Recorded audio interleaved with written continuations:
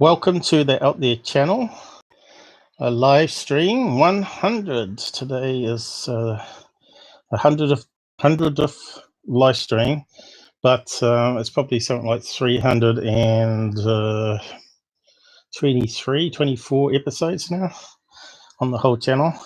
So I'll just cue the fancy intro I've got and play some music, and we'll get back to you. Let's see if the sound's working.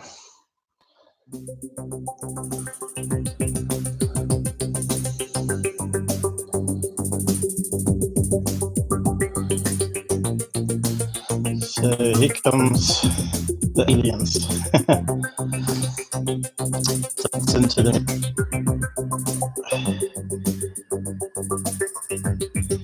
Oh, the CPU's mixed out.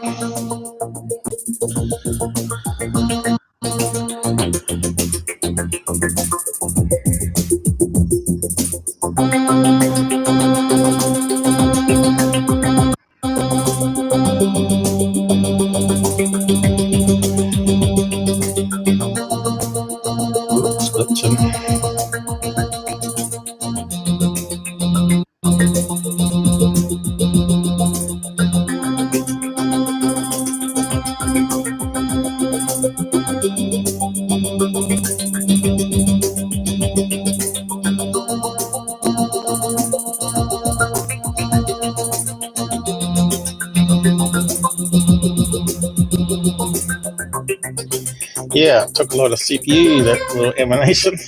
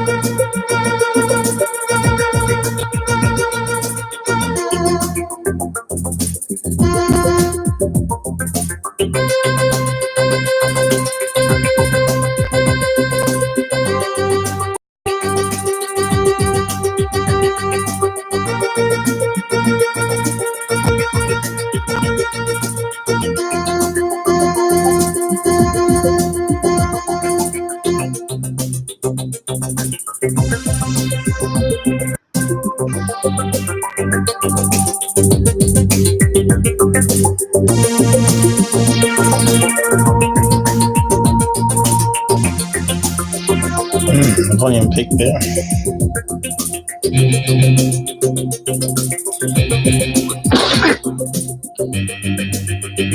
Oh, that's John coughing. Sorry, allergy. Hello. Yeah, I think it drowns it out anyway, John, until I stop the music. Good to be back again. Another life to go over. But this is the 100th. Now, I did like my little emanation for season. I'll just see if I play it again. It's playing a bit better this time without the music. Freeze that computer. Freeze it.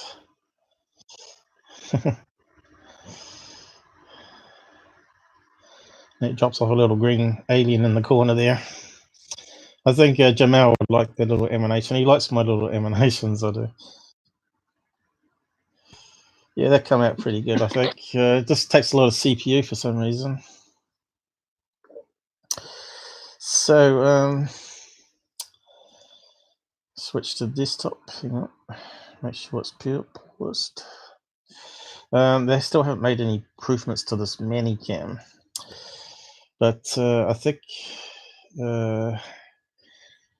maybe they'll solve that glitching of the sounds. It should be sort of buffering what I'm saying, and even if it delays it, it should keep it running smoothly, I reckon. But yeah, I guess it's quite complex code and all this stuff, right? And maybe it worked better on Windows 10 as well.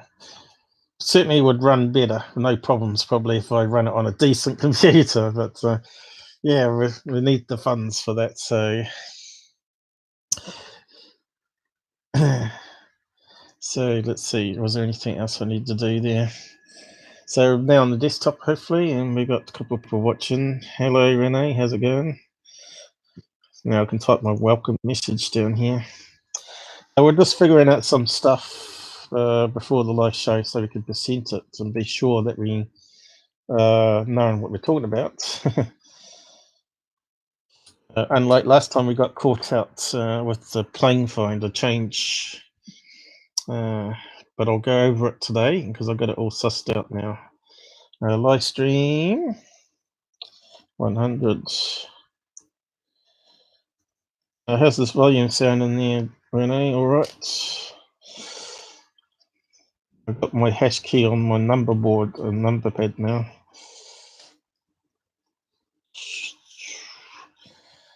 Happy B-Day. 100 today. That'll do. You like my little animation there for my birthday? 100th live stream. So we get the subs up. We're almost up to 1400. But I think until we get about 2000, I think the site won't get much publicity from Google. So yeah, I've got a few recaps to go over, and first of all, I'll start with the Utah thing. So where do we start on that one? So as you remember, I said it was a white falcon, known as a P falcon or a peregrine, which is in this list here of the list of birds by flight or speed. And this one happens to be in Utah, the very top one. It's the fastest bird, I guess. Peregrine. How do you say that word? Peregrine? Peregrine, yeah. Peregrine, but you don't say the E. And you can see this one's white, but they do come in a white color. So I got a picture of a white one.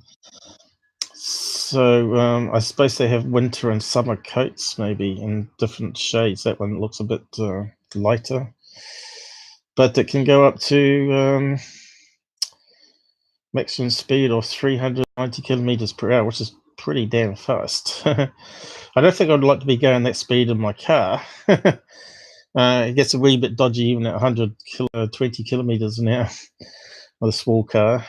So 242 miles per hour they reckon there, but I read also they rounded up to 245. So yeah, so it depends if it's diving, picking up speed, of course, and on the heat thermals as it's coming in for attacking. Now everyone keeps talking about the G Falcon, which is down here, and the G Falcon is the how do you say that one? Gyr Falcon, which is only quite a lot difference. It's like 100 kilometers speed difference, and average horizontal speed is 120. Average diving speed, which what that thing was doing in the video, it was diving and coming down on an angle and flying towards the drone to attack it, to eat it. But obviously it heard the fan noise as it approached it and veered off course slightly at the last milliseconds. I wonder what happened if a falcon did attack a drone. It would be sort of like munted with the blades, would it? How dangerous are the blades on those drones, I wonder? Oh, yeah. I guess there must be some that got attacked. Some drones out there with some camera footage where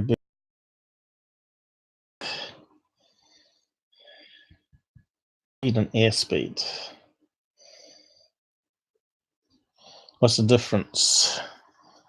Does that mean gliding speed? I reckon it put gliding, I mean, there, is it? Yeah, I'm not sure.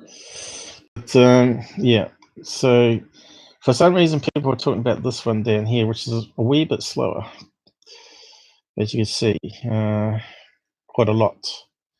130 miles per hour gliding speed versus 240. There's a big difference, but probably doesn't really matter too much, because when I show you the new calculations I've done, yours sort of fits into place anyway. So so I worked out kilometers to meters per second, and it works out roughly 108 meters per second. So we just looked at that on that new chart, but I think I've got a picture of a white one here somewhere. Let's have a look. All right, the average wingspan I said was 131.3 meters, but actually we should have gone for maybe the average. So, 0.8 of a meter or something like that probably would be a typical size for a Falcon, because it doesn't make a difference in the calculations. So, what else we got here? All right. I'll just go over the camera settings. So we've got the wing speed, and we've got the speed of it, and conversion to meters, which we need for the calculator. I'm sure I had a picture of the white feathers somewhere. Whereabouts was it? I must have deleted it. See if we can find it anyway.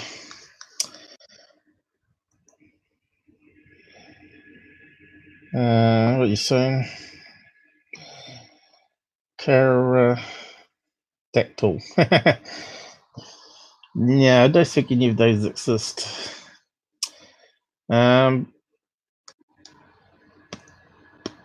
Looks like it's not now. Let me go back. I'll just close that one down. So if you type in white Falcon,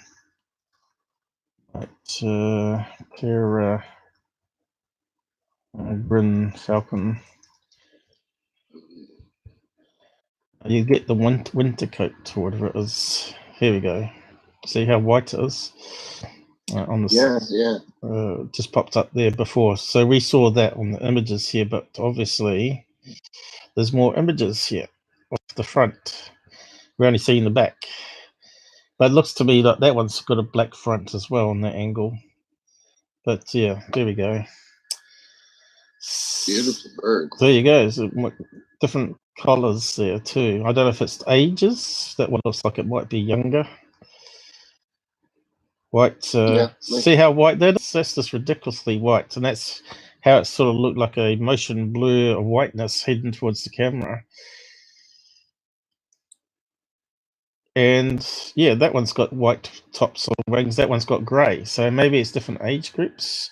So that wouldn't make sense that maybe it's smaller as well, And that one's lovely. Lovely colours, different range there. Probably more like this one here, probably. It's probably younger age, not full age. But yeah, it sort of gives you an idea. You can see how white some of them are. So, so I found out that the drone camera was one of these ones. Looks pretty cool looking drone. That's the front view. Looks like something from Terminator. Renee's putting up bird images on the side. And you can see it's a fairly decent camera, obviously used by commercial people. So down here is all the specs on the drone and the camera, which we couldn't find. We didn't know what it was at the time because we only quickly looked at, but it has an X3 camera on it. Keep going down. It's got a 20mm lens. So I thought, is that the focal length of the lens that they're saying there, or the size of it? You know what I mean?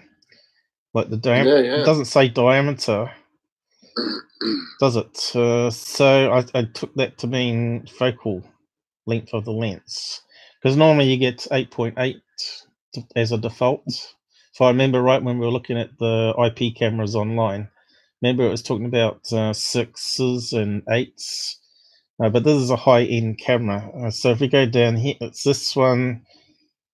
Reckons it can do 1/8000. Why would they recording that? I don't know. If it can do that sort of shutter speed, that would have solved the problem once and for all.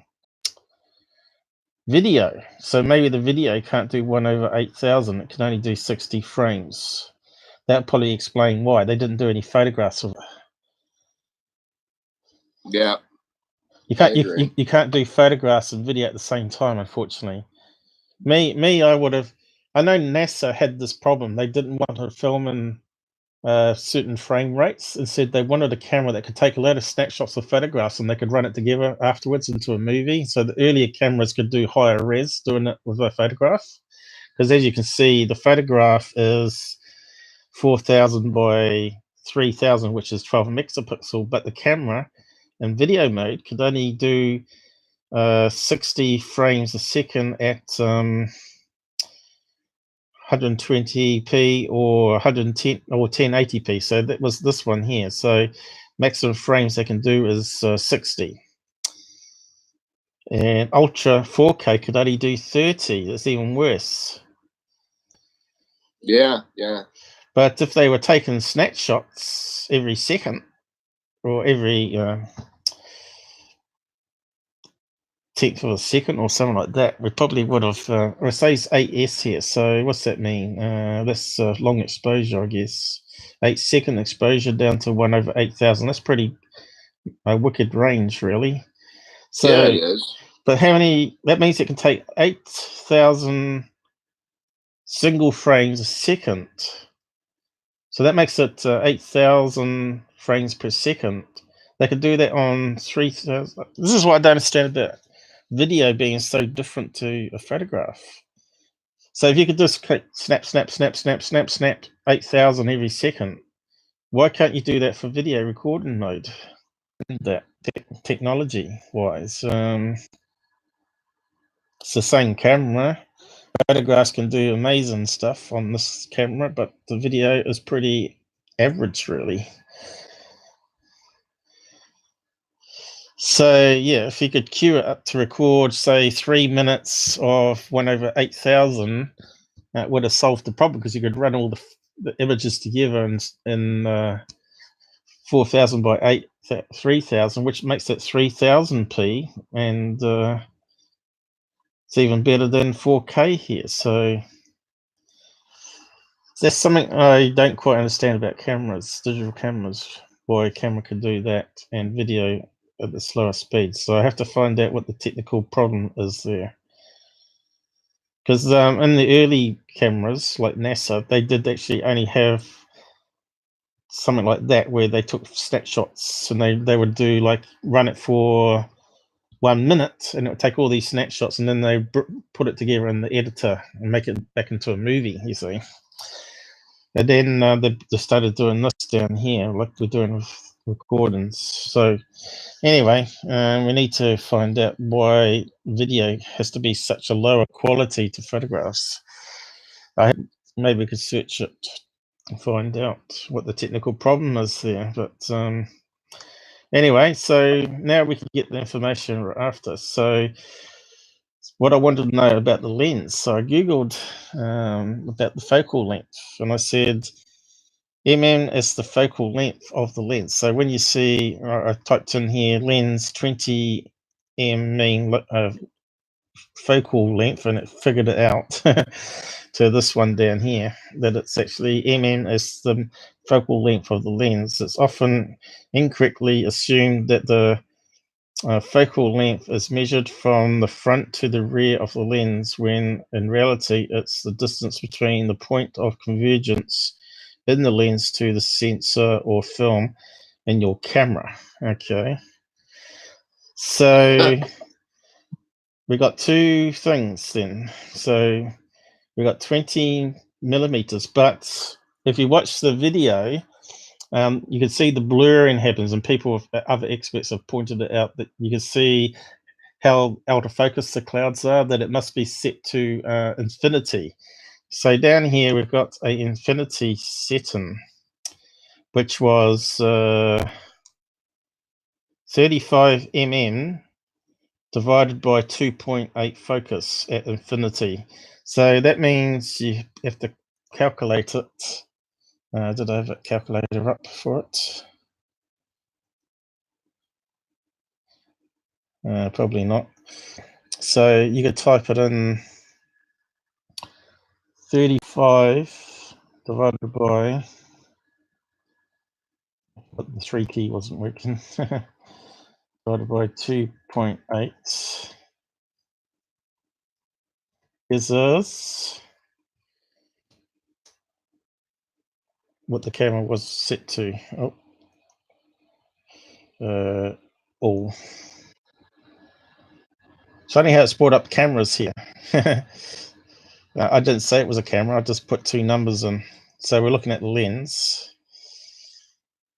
Why is it not coming up? Okay, the figure works out 12 and a half. And we used in our live 8.8 because we said that was the average focal length of most drone cameras. So that's pretty close to what we used anyway. So now we got some new information.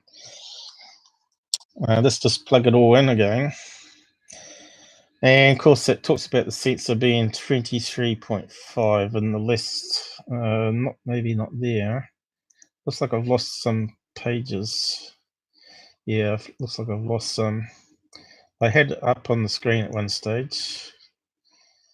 Yeah, it looks like it's lost it. But yeah, you can type it in and search it.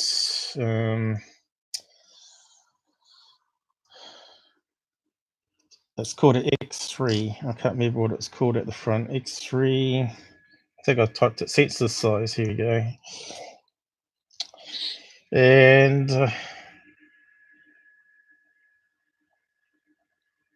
it talks about diagonal and width, but we want it.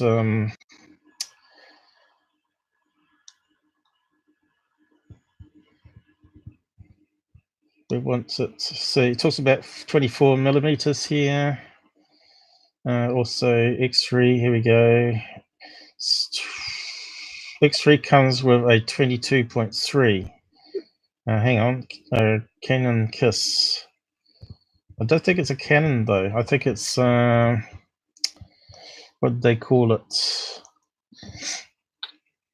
Anyway, I found out it was 23 and a half. Anyway, can't remember how I found it. It was it was this one here, I think. Let's see. Does it have it listed?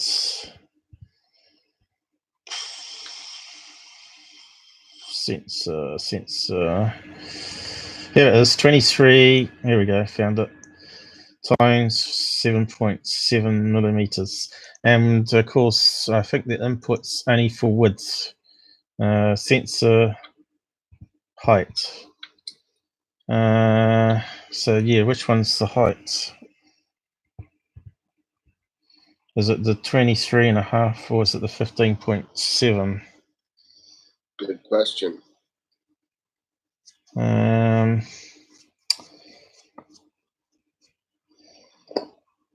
It's normally height times width, isn't it? Normally how we say it.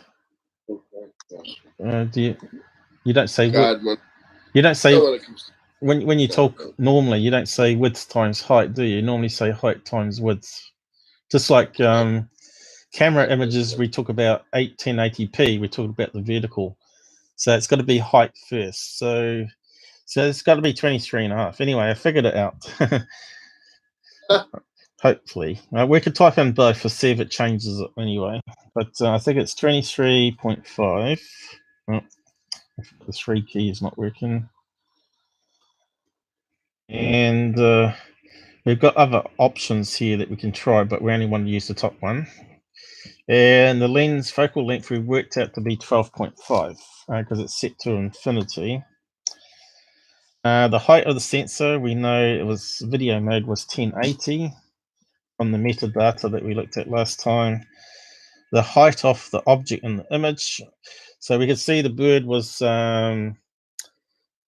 banking, and we could see the wingspan roughly 3 pixels, 3 or 4 pixels. So we're talking about, we saw in the video image was about 3 pixels.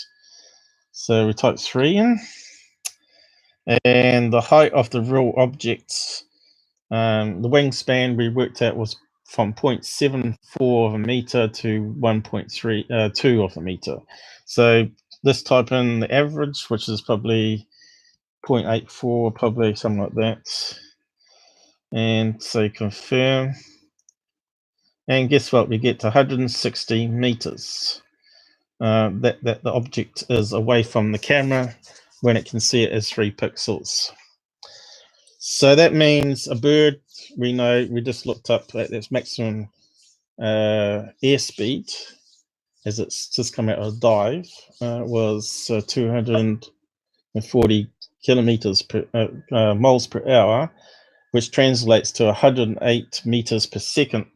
So the video that we see it coming towards the camera is about a second, maybe slightly old, a bit more. It's a bit hard to work it out unless we rip it ourselves. We just took it from what other people were saying. They said it was about a second. So it could be, 1.10 seconds. So if a bird's traveling at 108 meters a second, that's drops it off to 50 meters left to calculate into that bird.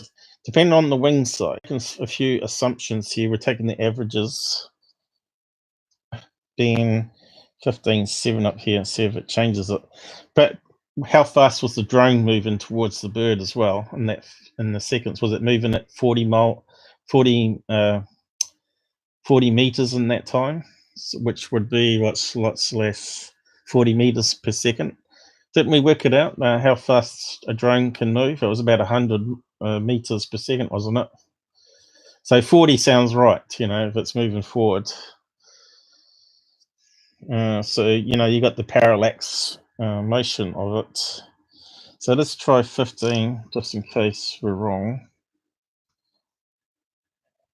See if that makes it bigger. Probably does. So that makes it bigger. So I don't think it's going to be 15.7. But still, that would fit if that bird is first seen at the 2 seconds. Like I said, I'd rather pull the whole thing apart myself and see what the exact time is, and the number of frames you could work out. It does 60 frames a second, and then you can work it out. But I think people talk about it being 23 or 24 rounded up. So even if we put 24 in, say, we round it up, still brings it down to that 157 meter mark.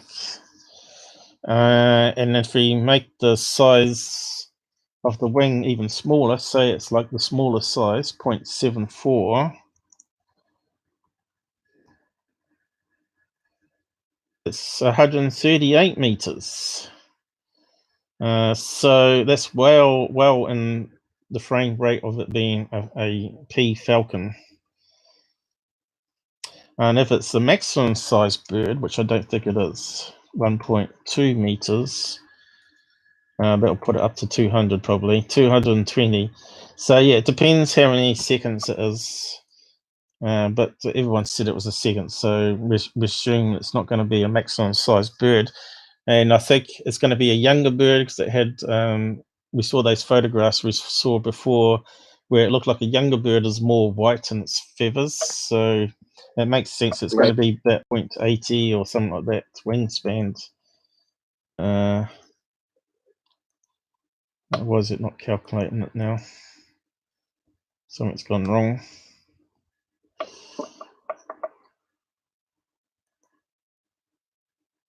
What's happened here?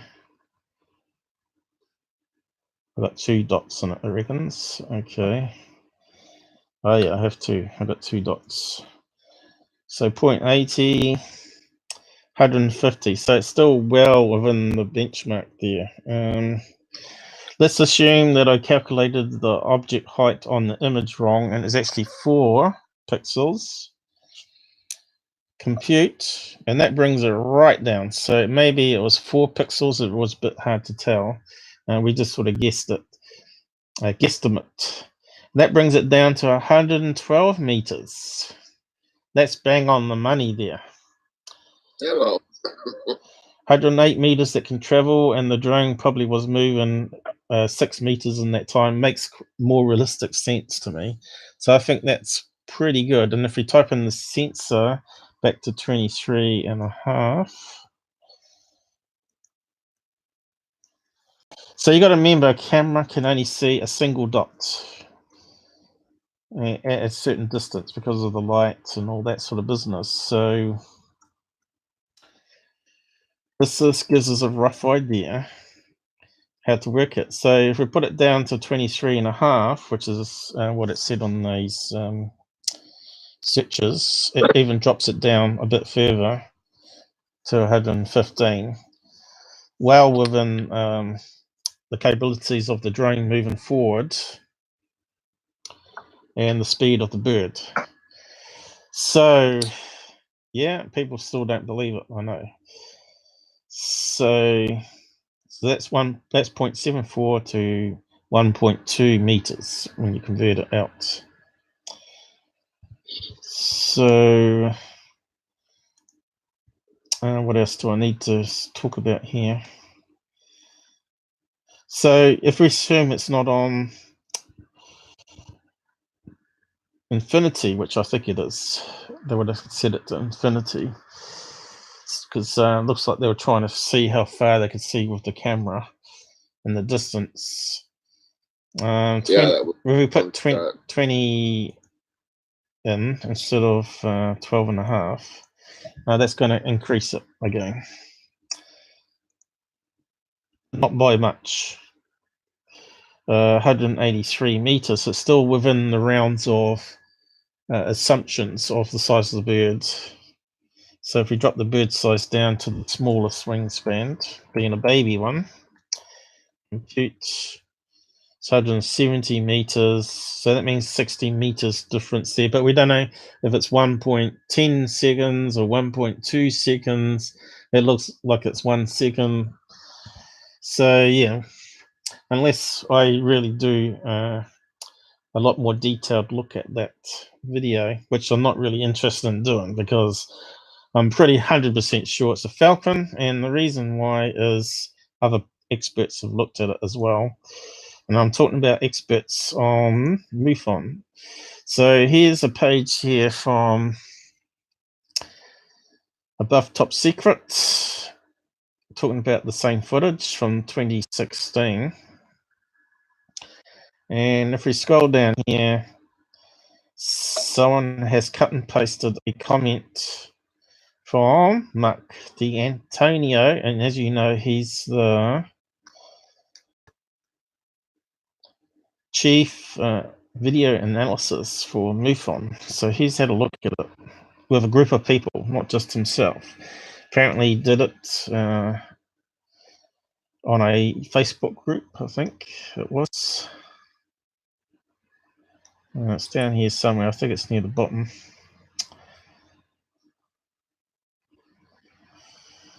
Here we go, Mark D'Antonio. So let's see if I can scale that up.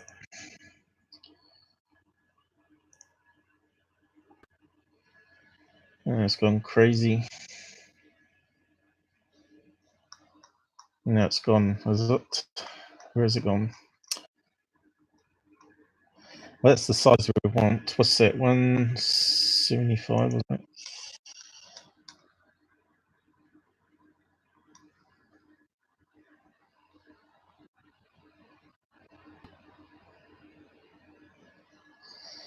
So let's keep going until we find it again. So even there, on that still there, looks like it's got its wings sort of bent downwards coming in towards the camera, but it's on an angle. It's not like you can see here, it looks like an inside of a wing here. See that? It looks definitely, you got some motion blur. We're not getting details. So it's moved a wee bit too much for this camera to detect it. So people are saying it's like a little smaller object when it's stretched because of motion blur, but I don't think it's stretched that much, especially when it's right next to the drone on the very almost the last frame where it disappears, and that's the one we looked at in the editor. So here's Right. Mark D'Antonio. Why is his front name clipped there? Oh, right, it's got something hidden on the side.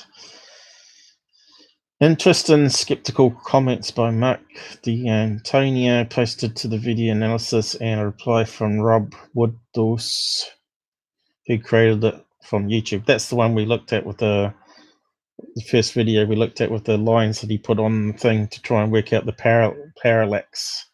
But Mark's got a fairly long description here. Did you see my analysis of the same video? You didn't mention the flexure of the wings as it was turned and flew in to challenge the drone, which is what I pointed out too. You can see it banking, and you can see there in the last picture there that looked like an inside of the wing. So he's saying the same thing here. This very obvious data can't be ignored, as it's crucial to answering what it is. I'm not at all convinced that the video shows the ridgeline occluding the object. If the bird, as I think it was flying left to right, it could have been lost against the trees of the ridgeline only because visible as it became agitated and started turning, presenting a different aspect ratio to the light of the day. So what he's saying is, if it's flying sideways, heading left to right, which we can see initially it's doing, the camera's not going to pick it up because it's smaller than 1 pixel, and because of the distance away it is over, over 180 meters or whatever it is. So he's saying the same here. It flew to challenge. I'm not all convinced that the video shows the ridgeline. If a bird, as I think it was flying left to right, it could have been lost against the trees of the ridgeline, only becoming visible as it became agitated and started turning, presenting a different aspect ratio to the light of the day. As high a resolution as the camera had, it was still constrained by the pixels on the sensor and how well the diameter of its lens could provide resolution subject to the limits of the camera gear.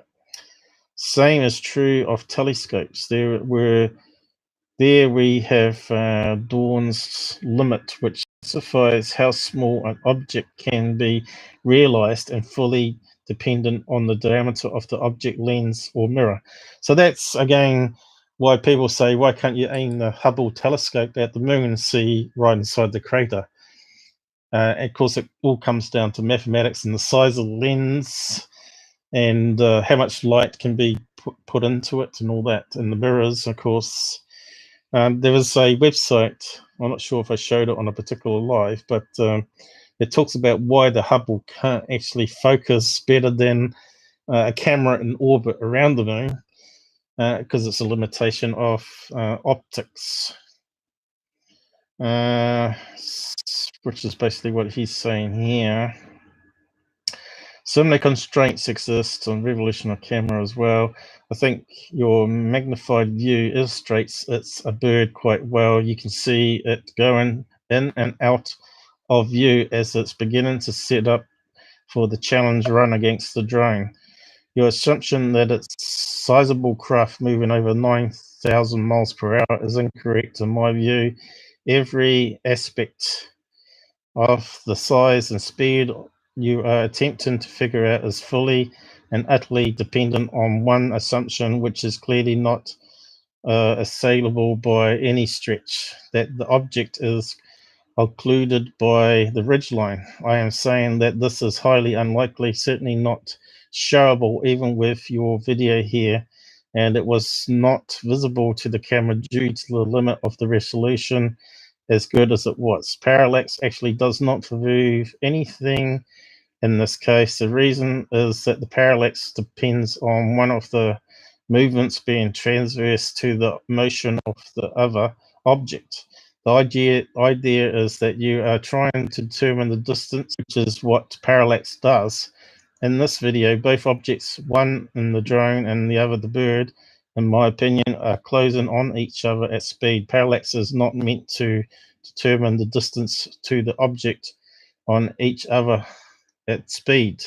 Parallax is not meant to determine the distance to the object this way because it depends on one object holding its roughly the same distance. So what he's saying, if the drone wasn't moving forward and it was stationary, then you probably could apply it.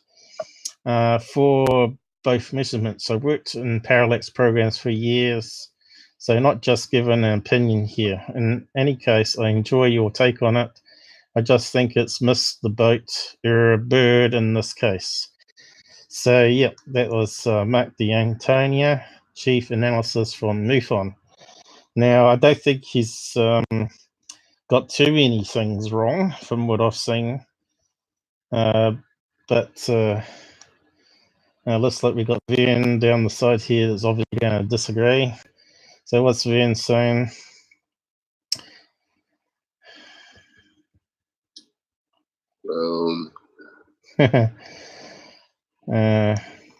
Drone, yeah. Okay. Hubble telescope.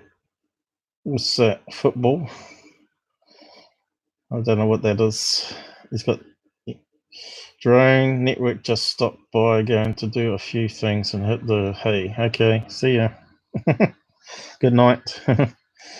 I'm not sure, but I think there's another reply to Mark D'Antonia where the guy's arguing here. Thanks for the time you took to reply. I believe you are correct about the camera being able to resolve the object so far away. That doesn't make sense there. He means unable. I probably made a mistake showing my initial findings about the ridgeline because although I still believe they are correct, it has colored what many might think I used to arrive at my conclusion. The real problem is the change in size over time. I think parallax shows the object to be far away, and you agreed to as such by claiming it's hard for the camera to see, but the utility pole isn't hard to see, and it's 1075 feet or 2 miles, 0.2 miles from the camera. This is why the object is only a pixel when first noticed, only to become 50 pixels high. And so he's saying it's a single frame later, a second. But I'm saying it's probably a wee bit longer than a second. He hasn't actually shown that it is actually a second. Second plus a wee bit extra, you know. That's 5,000 or 50 times increase in size in a second. Try to find a jet video of a jet going from a dot to a recognized plane in only a second. I love to see it. You're also correct that I failed to include the drone speed. It's actually more than I had initially thought, as it's traveling 41 feet per second or 28 miles per hour. So what's that? Because we were trying to estimate it before in that calculator. 6 meters in a second, wasn't it? So he's now giving us some information there. Where was it? First one. 28.5. So we've got to convert that to meters for our calculator anyway. To meters per second.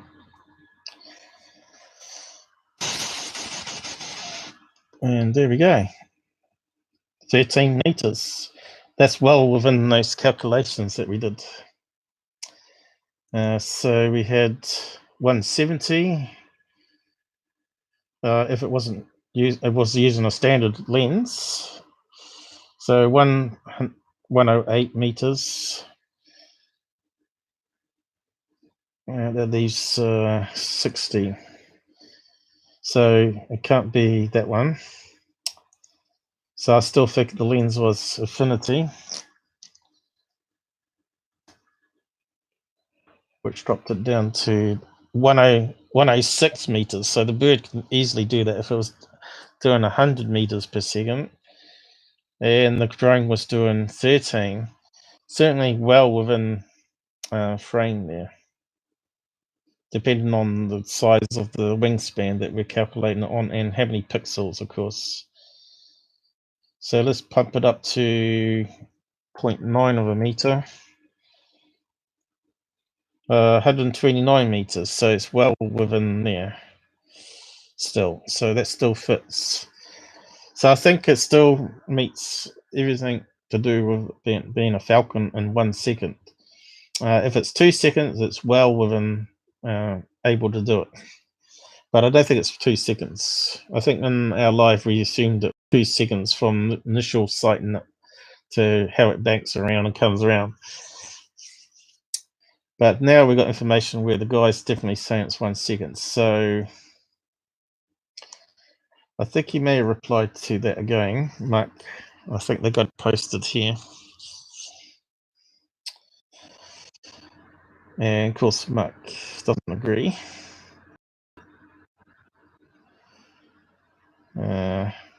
Maybe that was a second reply to it. Anyway, Mark did reply to him again, I think. I'm not sure whereabouts actually. So we could go to the actual chats. There might actually be some more there. But I think we can sort of close the book on that one.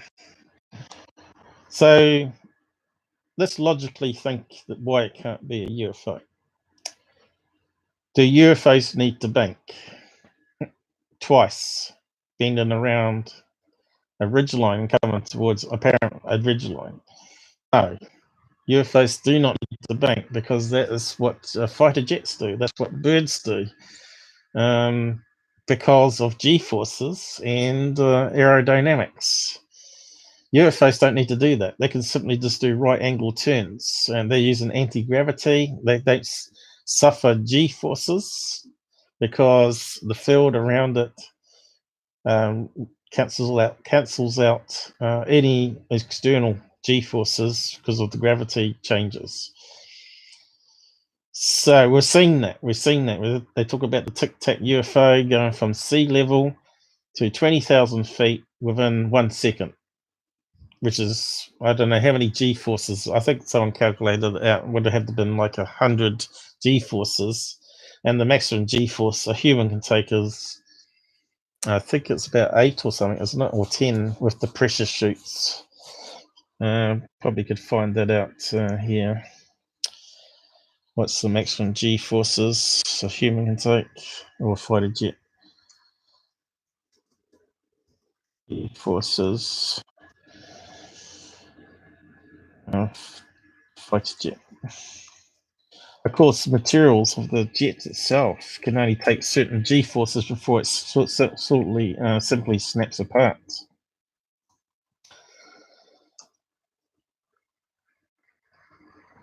So fighter jets can pull up to 9 Gs. I said 10, didn't I? So 8 to 10. And the more a pilot can take without blacking out, the better their chances in dogfights. Some pilots wear G suits which push the blood from the legs. But it doesn't actually tell us. Here we go. What's the maximum G-force? Let's see. John, who demonstrated a human can withstand 42 Gs, but they're talking about probably a second. Now, the experiment only went on for a few seconds. Here we go. So you can, in a short time, you can withstand a hell of a lot of G-forces then. But the instant body has weighed over, at that instant, the body weighed over 7,700 pounds. Wow. That's a lot of pressure on the body. Oh, yeah. So he would probably, what would be the average weight of a fighter jet pilot? 100 and something pounds? The average? Yeah. Probably about 150 pounds. Yeah. So it's multiplied it not by a factor of 10, but 10 by a factor of 70, isn't it? Something ridiculous like that. But anyway.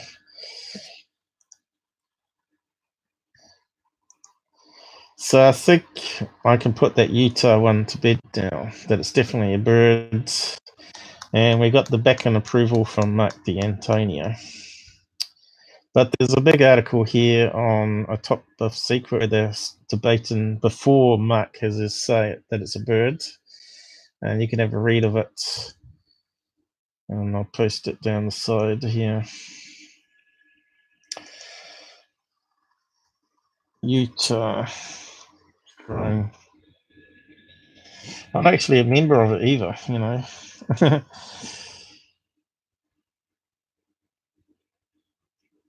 I should probably join and sort of chip in.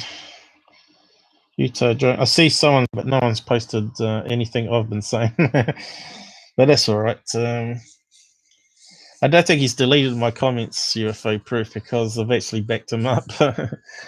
So maybe people will link from his to mine.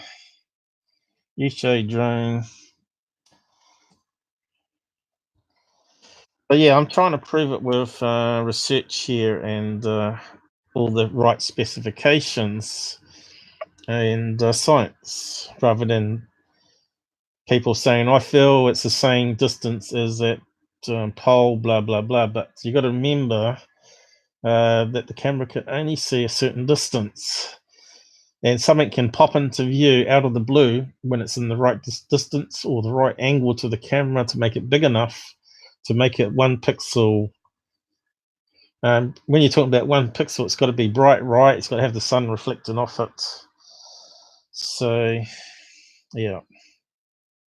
I was only going to spend 20 minutes on that and I already spent another 50 on it. So, but I think I've made the point clear now. Of course, there are some assumptions there, but I plugged in as many different numbers as I could and it still was reasonable. You know, it went from 106 meters all the way up to 220 meters. So, with all the correct camera settings. So, focal point we covered. We close that one down.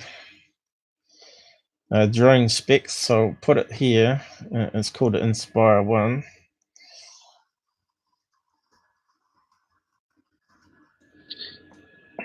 There we go. And people can carry on the research if they want. If they want to disprove it. We got the bird wing size. Not a G Falcon, but a P Falcon. And people keep getting the wrong one.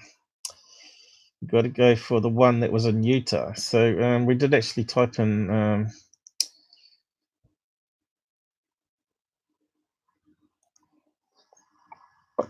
well, I haven't actually tried that, but I'm pretty sure that's what came up when we searched with Utah in the header, and it said it was a bird in Utah. What falcons live in Utah?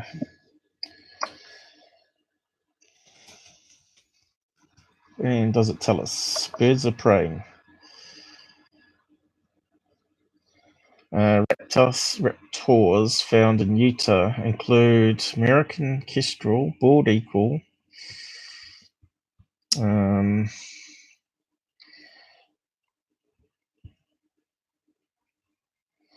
it's not really a raptor, is it? Is a falcon called a raptor, though? A falcon is a raptor, I believe, yes. You think so? Because I don't see it in the list here, but it's got a dot there, so maybe I can bring it up then. I'm pretty sure it's in Utah anyway.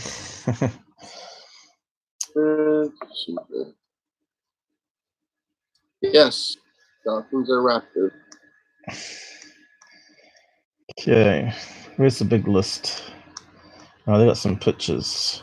Oh, there we go. Look at that one. What's that one? That's pretty white too.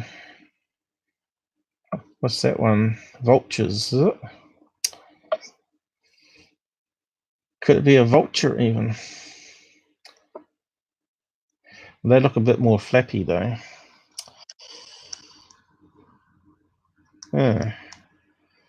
here. Turkey vultures. I don't see any falcons lifting there. Oh, here we go. Here it is. Oh, I thought we stuffed up again, but no, there it is. There's the one we're after. So we got a prairie falcon and a peregrine falcon. Actually, how do you say that? Peregrine. Yeah, but grins without the E in the end. Is the E silent? Let's see. Yes, it is. Of course, in the UK, they may say peregrine. It's nose. Yeah. Well, Google said peregrine the same way you said. So top marks are going there for Mr. John from Tucson. But there we go. We've verified that particular falcon lives in Utah.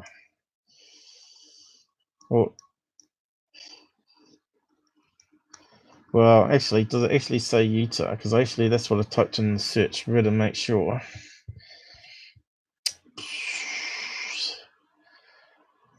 I guess it hasn't got Utah listed, but America. The Falcons in Utah. Let's see. Does that one have it? There you go. The Utah peregrine population is recovering statewide. So there's another tick of the box. So yep, we can say all that's debunked. We can move on. Wingspan, that can close. The calculator I will post down the site if you want to have a play around with it. It's based on pixels that a camera can see with its sensor settings, focal points, focal length, lenses, and it gives you a rough idea. So if you take a picture of like a house and you know how high a door frame is, you can work out how far the house away is in the picture, which is quite a handy if you want to work out something, I guess, for a crime scene. So, you know, you want to work out, could that person run across from that house to where he got hit by the car in the time that they said it happened, say, or shooting or whatever, you know? Yeah. So, yeah, you can see that the crime people would know all this sort of stuff and calculate it from security cameras or whatever, you know? So 390 kilometers per hour is 108 meters per second. Because you got to divide it by 60 to get it to minutes.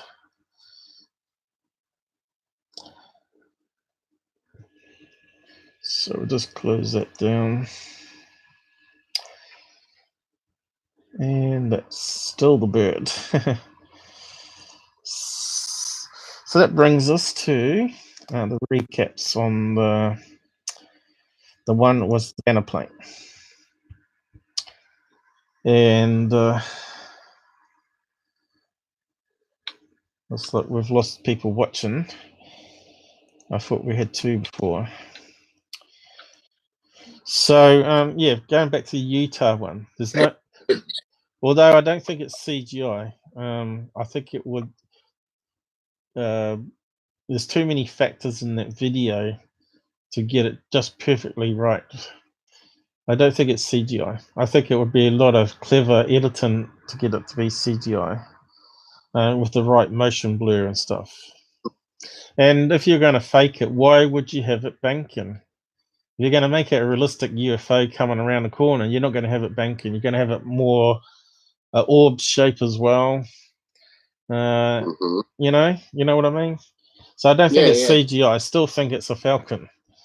You just got to use common sense and logic. You know, you could probably analyze it in editors and say, yeah, I think I see a missing frame here and there, and or the distance it's coming from that ridge if you worked it out wrong, but it's actually because the camera is actually seeing the Falcon in front of the ridge, but it disappeared.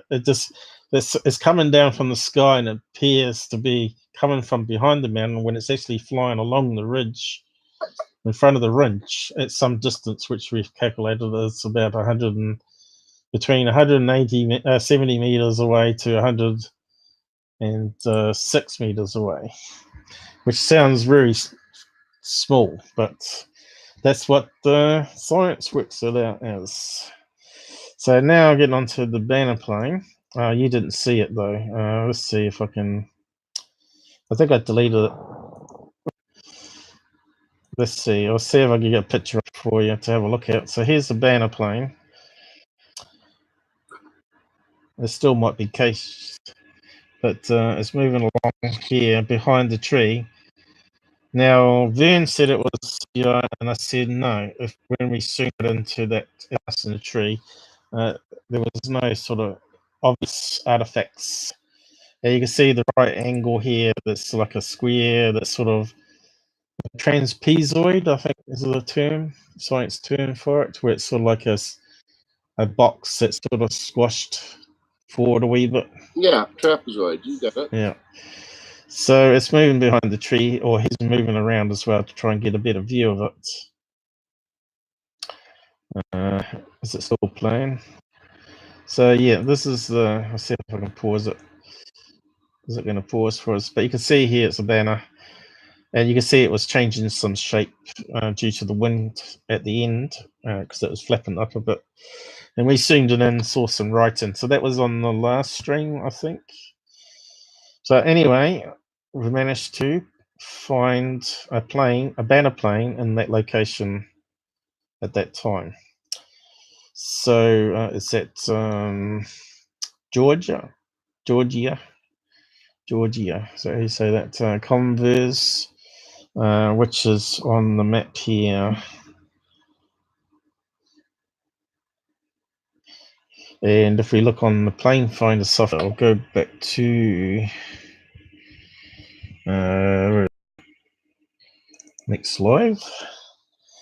So, of course, I took a snapshot of that calculator just in case. That was that one. So that one was 0.153. So I took a snapshot of that one just in case. So we don't need that one anymore. And we've got 2 apps that we can use to look up planes. So one is one I use, which is more free than the other one. The other one only rolls back 7 days. Well, this one here rolls back to when it first started the database, which is like 2016. So if we open that one up,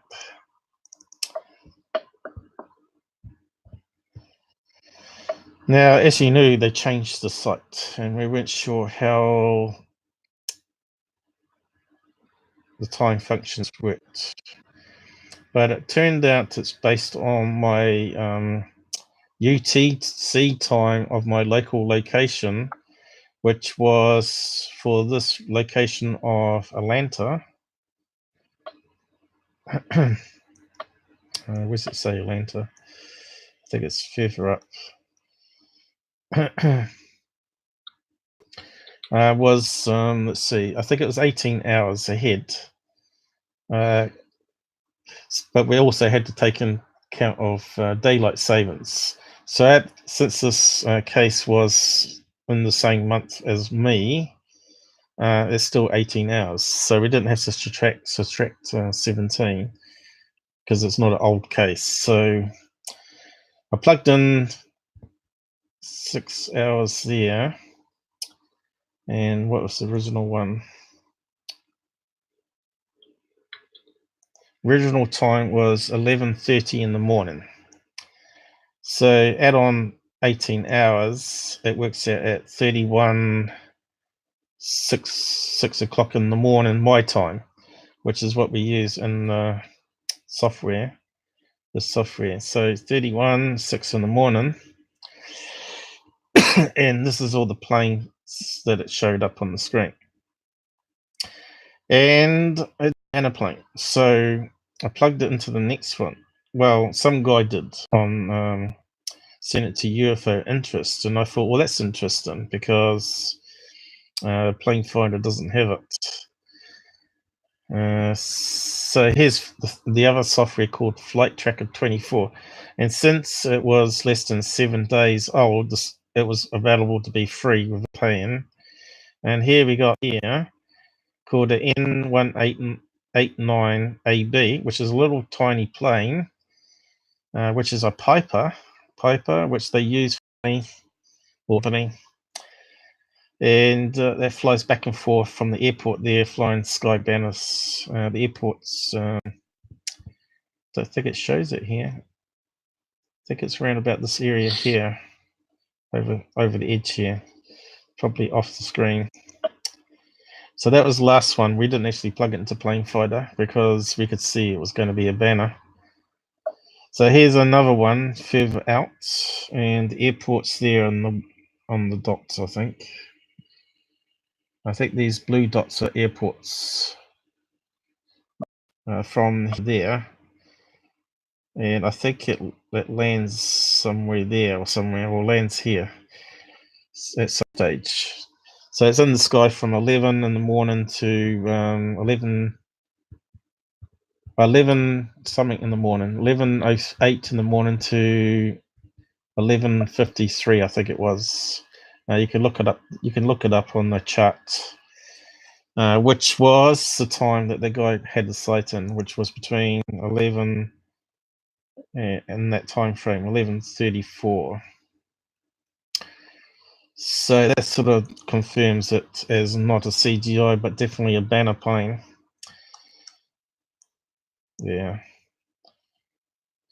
But what's interesting though is when I was looking at this, I said, how they got a lot more planes there than the planefinder? Why is that? I'm not sure if I could do a side by side. I probably can, and just show you how many planes are not there. I'll just try and scale it down on the screen.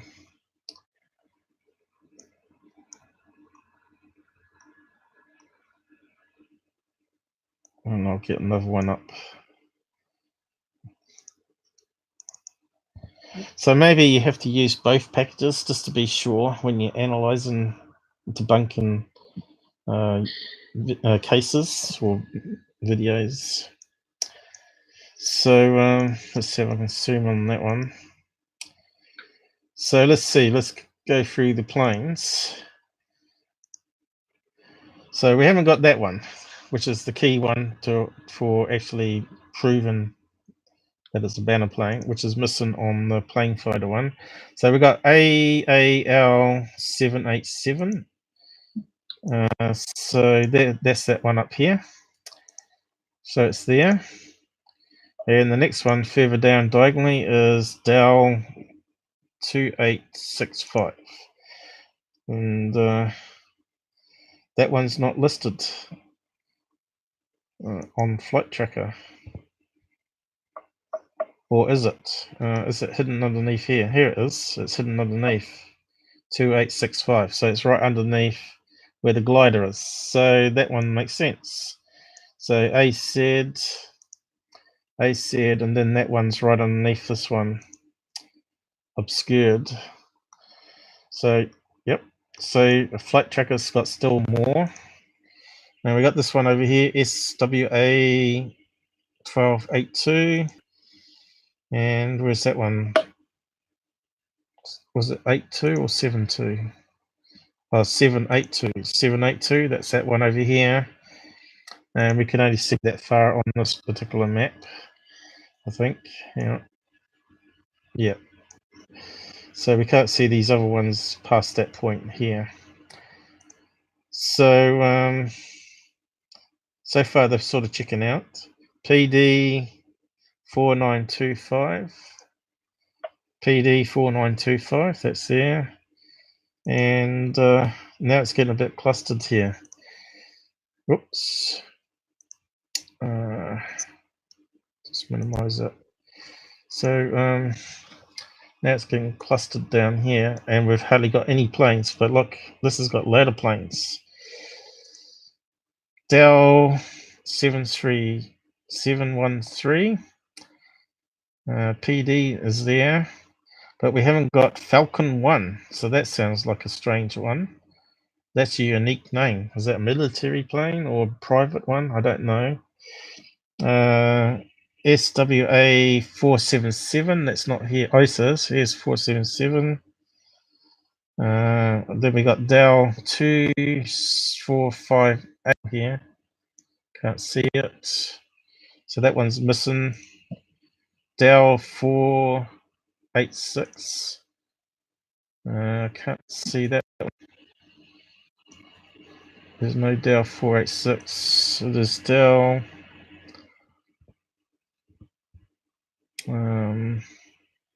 FFT 2527. Well, that one's there.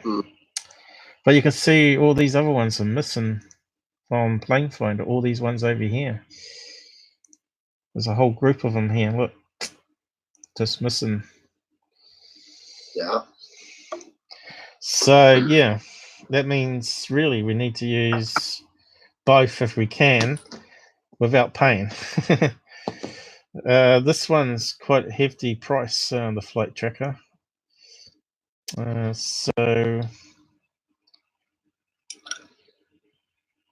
But it gives you a 7-day free trial. How it works, it probably asks you for the credit card number and after that auto charges it. So that's a good comparison between both applications as they stand right now. Both are pretty good.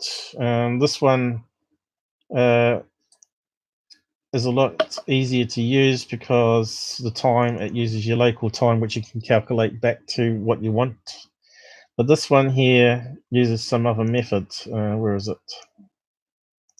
You'll see here the times varied. I didn't actually point it out, but I'll bring it up full screen. Let's see. The time is down here is listed as Jan 30th. See, and the other one, you remember I entered Jan 31st, 06, I think it was. Yeah, this is 1705, which is not 11:30 in the morning, but this is obviously based on UT time off the airport, which was minus 5 o'clock is 5. So there's the 5 hours difference. So it's using UT minus 5 of the airport location flight tracker. Well, the other one was using it as your local UTC time. So yeah, until you get your head around that, you're not going to be able to use the tools productively. What was the other one ahead? I think I had a closer up here as well. Oh no, that's at the start, which was I was talking about 16. So about 1608 is that location that he was on the map.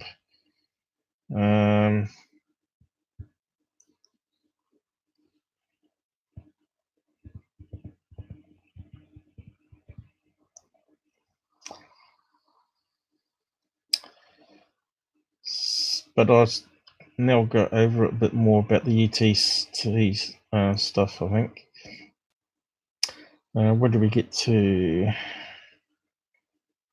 Yeah. So that one there is definitely 100% banner. I'll post the link down the side.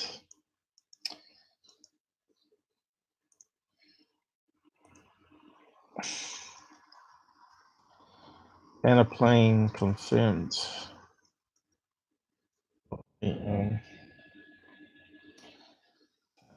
Finder.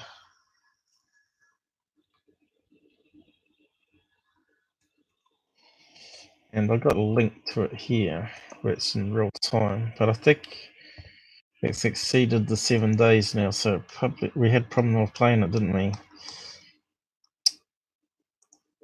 But it was that link there. Maybe it'll work this time. I think because they don't like your bookmark and it comes up blank. So that's how you know you've been censored. But there's a link if you want to pay the money and be able to play it back further. You can then check for it yourself. But if we go back to the main page, it doesn't even give us an option to go back to the main page, but looks like it's sort of locked up here. Probably my voice is corrupting too, is it? Yeah, that's timed out. Yeah, it is. Yeah. So the non-payer mode, CPU down.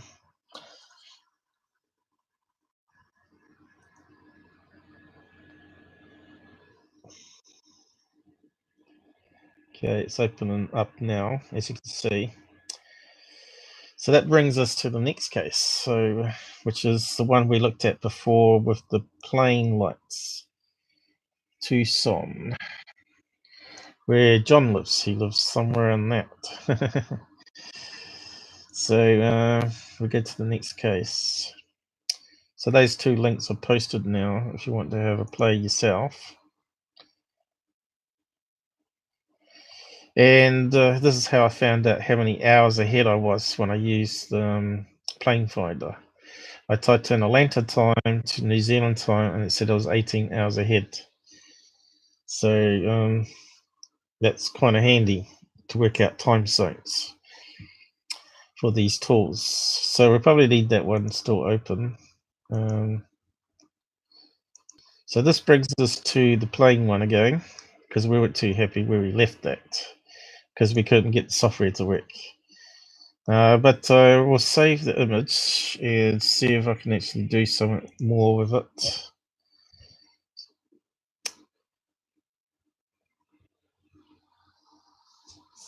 As well, and then I'll show you on planefinder what we found out. I think we said it was a small plane first time, didn't we? But we weren't 100% sure. Yes. It turned out to be a Piper. We know it's a Piper now, but we'll just go through it with everyone just to show why it is. But why is it not loading?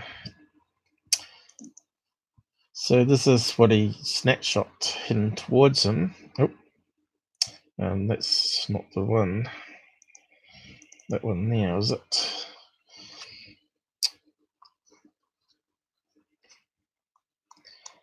Which is a classic. In fact, that looks like two lights, doesn't it? Doesn't look like one light. It looks like two headlights close together, which is what the Piper has and the Cessna has. And you got the tail lights. But I just wonder if we can actually see any plane shape behind the lights. So I'll just open it up in the editor. And I'll probably plug my CPU.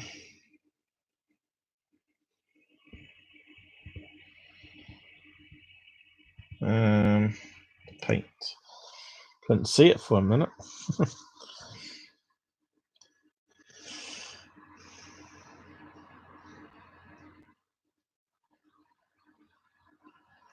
wonder if they teach you this in MUFON on the online,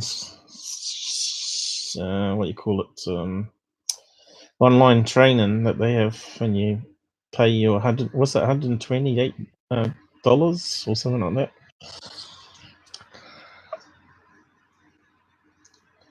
Are you still going to become a MUFON investigator there, John? You're breaking up very, very badly. Yeah, the CPU's peaking up to 100%. Yeah, I didn't hear what you asked. Yeah. I think it's stabilizing now. I said, are you still going to be a MUFON investigator and pay you $120? Take the test? Yeah, probably so. We'll see. Depends if I'm still pissed off at him or not. I'm not going to say that. Peed off, you can say peed off, but you can't say the swear words. YouTube, get over it. Some people get offended, you know. so easy, but we try and keep it a bit stressed the other day too with the software not working. It's a bit hard not to swear sometimes. So let's see if we can see anything behind the lights. We might not be able to see much. I never bothered last time, so do it now. Hopefully the CPU's not corrupting my voice too much. We will get a new computer sometime, I keep saying it. It's just taking longer to get there with the savings. So we can muck around with the brightness. And it doesn't do much. Hey, look at that one. Overexposure. Look at that crazy one. See, you can turn that into a UFO just like that. So, yeah, I don't know. Flip colors. Can we change some of the blacks to whites behind it? Probably not.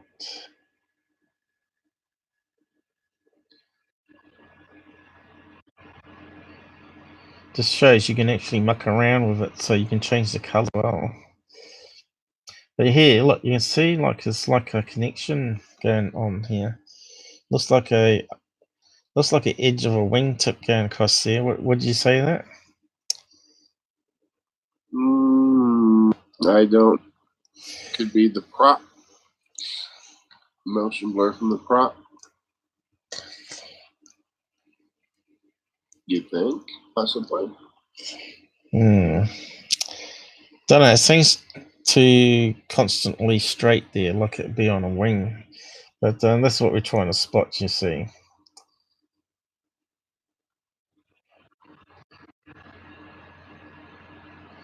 There might be a sweet point where it just pops up a bit better.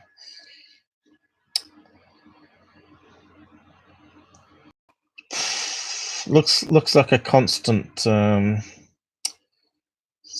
gap going on though.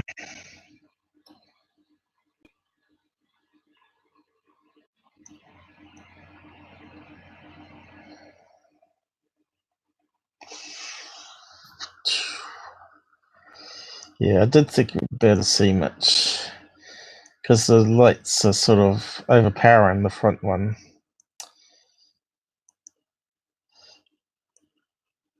If it was a side view, we might be able to get something out of the darkness, you know, the blacks. But you can certainly make nice little art pieces out of it all. I could try some of the other filters, maybe. Contrast. Really wanted to reduce the white. Like so. But to me, it looks like a two light system here, and this sort of blends together.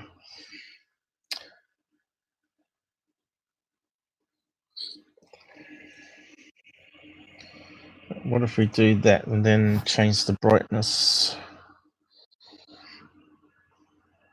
So we reduce the glow around.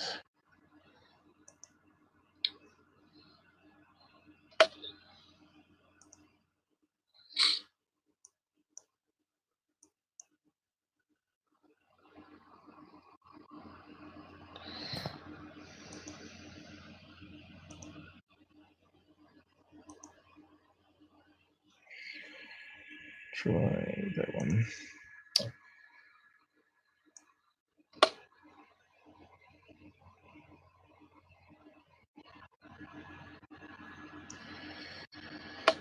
Yeah, I was hoping that maybe we could see a definite wing cross beam happening, but I don't think we're going to get it.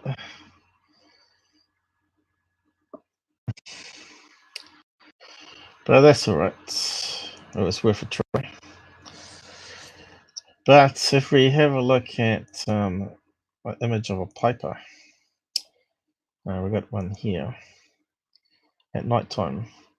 Cessna, Pipers. Cessna's quite bigger. I think this is a Piper, smaller type plane. But you can see how bright its green light is. And it's got 2 white spotlights, was what was seen in the photograph. And it's on the right side, heading towards him. And the red one on that side. So I think we're looking at a plane, just based on that. And we plugged it in, this thing here. So we worked out Tucson is 20 hours ahead, because John's working into the night hours there. So I'll use the other calculator I had up. Let's go back. So if we type in Tucson,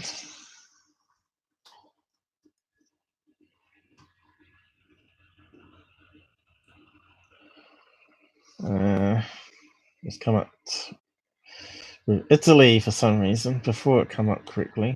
How did we get it before?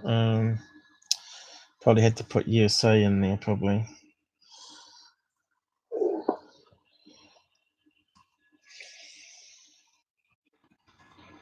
So there you go, 20 hours ahead. So currently I'm 20 hours ahead of John there in Tucson.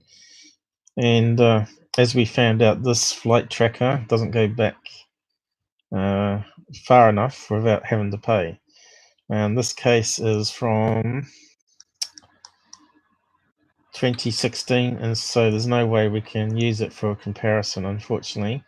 So we go back to our old favorite, which is planefinder. And I think it's also over Tucson at the moment, hopefully. It seems to reset where you are every probably and let you pay. Is that the right location?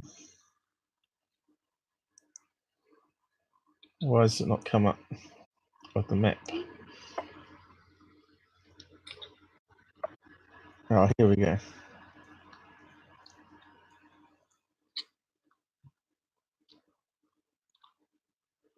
Oh, it's terribly slow. Is my voice breaking up still? Yep. Don't tell me that. I wish I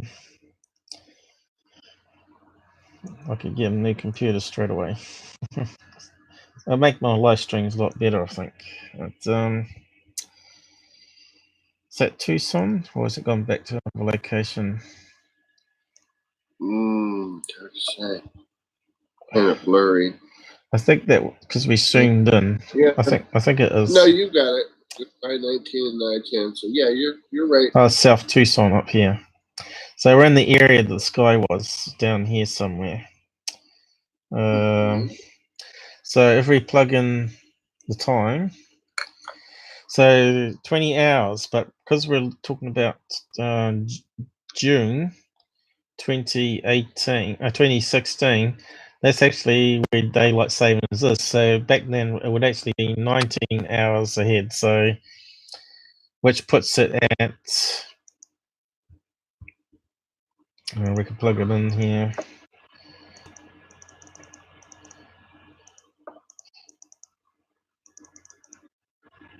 Back to 2016.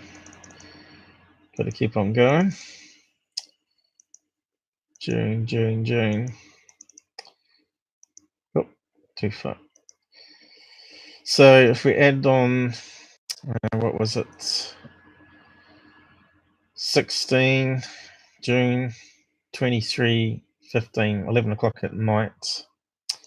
So if we add on hours on that time, it puts it to the 17th.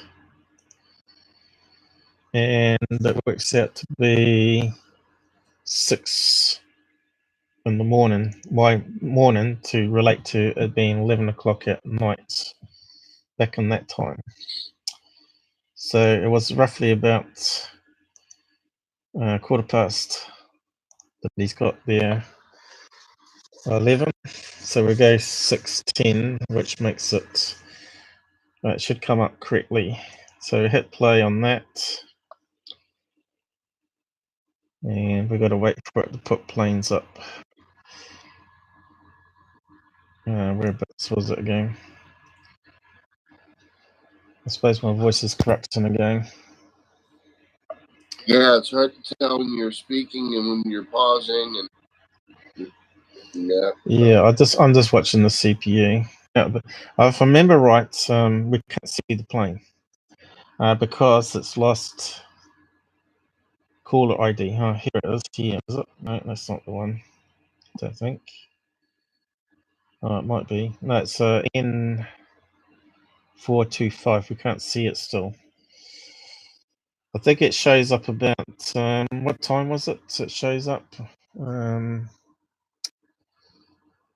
getting close to 7 o'clock. I think it shows up, and then we click on it and we can see where it had been. Let's click on that one. So if I click on that, you'll see what happens. Oh, that brings it up. But it normally gives you the flight path as well, where it's from. Oh, there you go. That one's certainly got a crazy flight path. That one flying around too. Oh, busy. Yeah, so could it even be that one? Because he said he saw a couple of planes in the sky. That's quite the pattern. Are you sure that's not the Tuscan police helicopter flying around? No, that's that plane at the moment. That's a mess. That goes all around that place. How in the world? That's a mess. It is. So you can click, move your mouse on this bar here. Any dotted lines is where it's lost the signal. So dotted lines there, dotted lines here, it's lost the signal. So it could even be this one, which looks like it might be also a small plane at 4,000 feet. So it looks like it could be a Piper. But it's funny here that it's moving where that blue line isn't. See that? So that could be another bug in the software. Crazy, eh? Doesn't match. It doesn't match. Looks like somebody. Sorry. It's cropped. It's cropped in. Sorry. Yeah, this software. Yeah. That's another thing we've noticed. This software on CPU now, so it's affecting my streams. Speaking, it's cropped in the speech. So could it be this one? It certainly looks like it's traveling diagonal, and it's now 20 past. I don't think so, because it's not heading towards his way. I think, but there's another one that pops up, which flies right over him.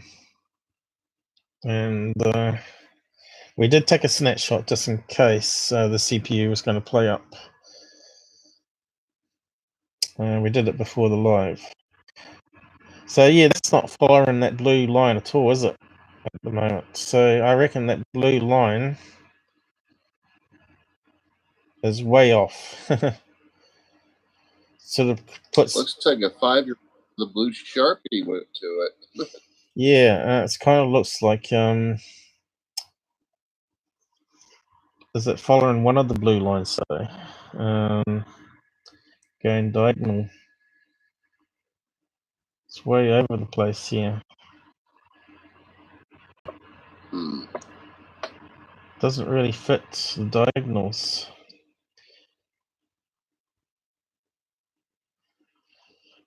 Somehow I think maybe it's based the flight path on some other data that we don't not seeing, and it's wrong.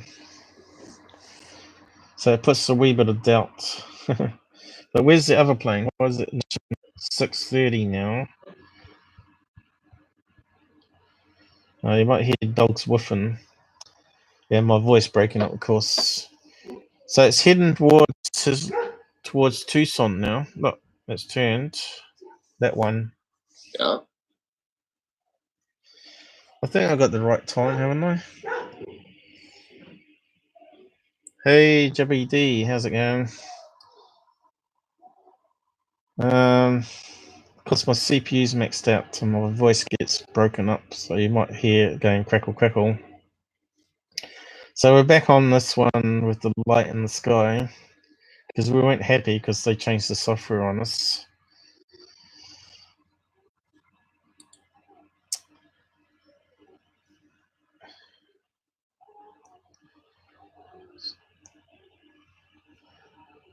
I think the other plane finally shows up. It's lost the signal. Shows up at some point. We'll see another black thing show up on the screen. So that went diagonally towards his location and then turned left. That's still a possible. It could be that one. I wouldn't rule it out completely.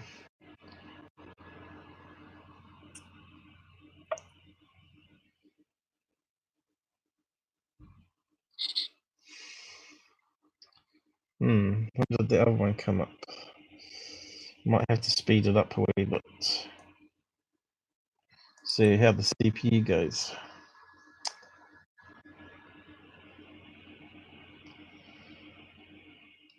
Hello. Well, I'm working from home. You're all well. Yeah, we're all good. Thanks. Apart from backache. We deal with that every day, so I ignore that now. My left eye's a wee bit blurry. It's got cataracts growing on it, and they won't operate on it free yet. I'm sorry to hear that. Yeah, they're just I'm on the waiting queue to get that one done. But I got the right eye that's reasonably good still. I can see it's a wee bit out of focus. Because what happens is that one's got diabetic damage in it, where is it a vein? No, it's the other one. No, artery. Have arteries burst, so it put blood into the eye. But it repaired itself, and it got better and better again. So I went from reading eye chart from like a 1 out on like a 2 out of 9 or something, from back down to about 7 out of 6.5 out of 9 or something. So at the moment it looks like it's like a 5.5 out of 9. Hey, so that one lost coverage. So that's what happens. You can just say continue or fast forward. But that's what happens. There we go. So even though you're looking for a plane at a certain time, it may have lost coverage. So you got to keep. There it is. I know that's another jet passing. He did say there was a jet passing. Oh, what's this one coming in?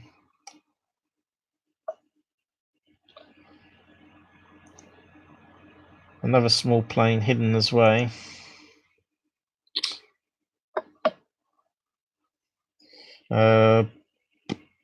But that's half an hour away. So I must have skimmed past the one eventually. Whereabouts did it go? Maybe I had it going too fast again.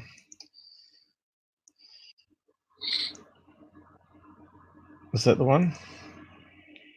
No, it wasn't that one. I think I must have skimmed past it. Some plane started appearing out of nowhere.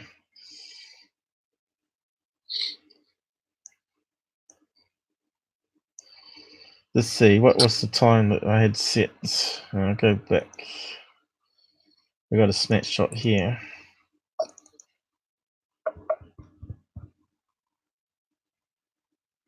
And this is the one here called the N425PA, which stands for Piper. Piper jets. And you can see this one has quite a lot of dotted lines where the signal was lost.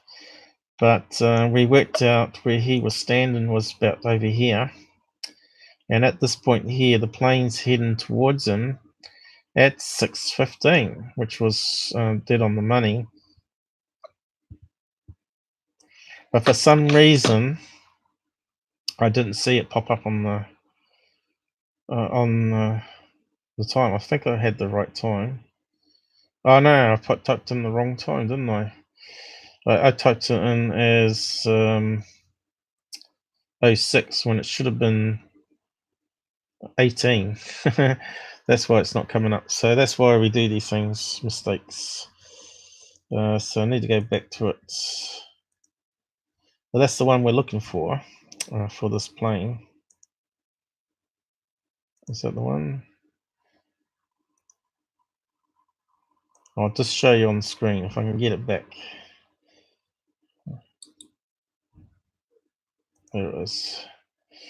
So yeah, it's munted that. Unfortunately, I can't edit that, so I have to repeat it. So I have to, because it's got a bug in it where it doesn't work properly, so I have to repeat. So we want June 17th, 2016.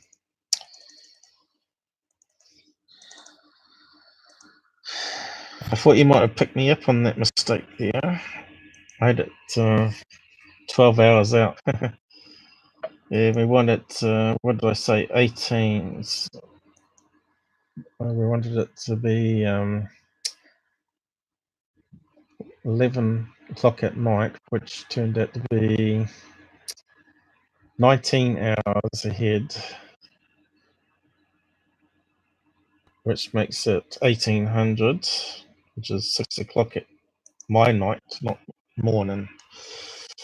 This is the problem with all these time zones. So yeah,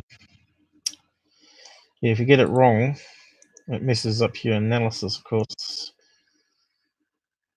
So we want 18, and I'm sure I clicked on it. 10 past is close to the time that he recorded it. Okay, let's see what we get now. So we're looking down here for that plane heading his way.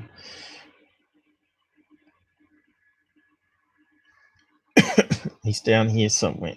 Yeah, looking in that direction. My voice is probably corrupting again because the CPU will be going up. But as you can see, there's no planes. That's because it's lost this cool sign because of the mountains around there. And that being a small plane as well.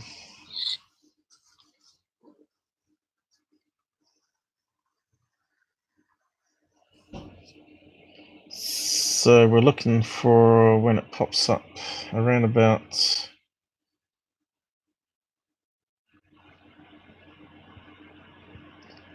now. It should be visible. According to that flight path, it should be visible, but I don't think it is. I think it's still not showing up. I think the path information is slightly skewed with as we looked at the other one where the plane wasn't flying along the blue line like it should be.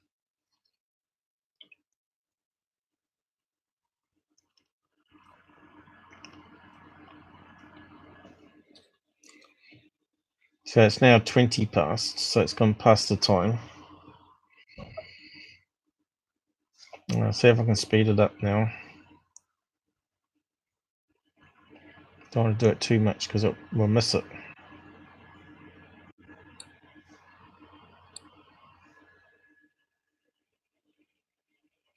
$25 past. Here it is. Suddenly popped out of nowhere. See that? Now the airport's up here. Whereabouts was it? The airport is up here anyway. There's the airport. So it's come from the airport, and if we click on it here,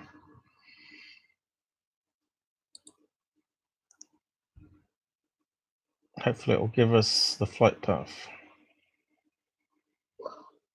There it is. And we said the guy was down here.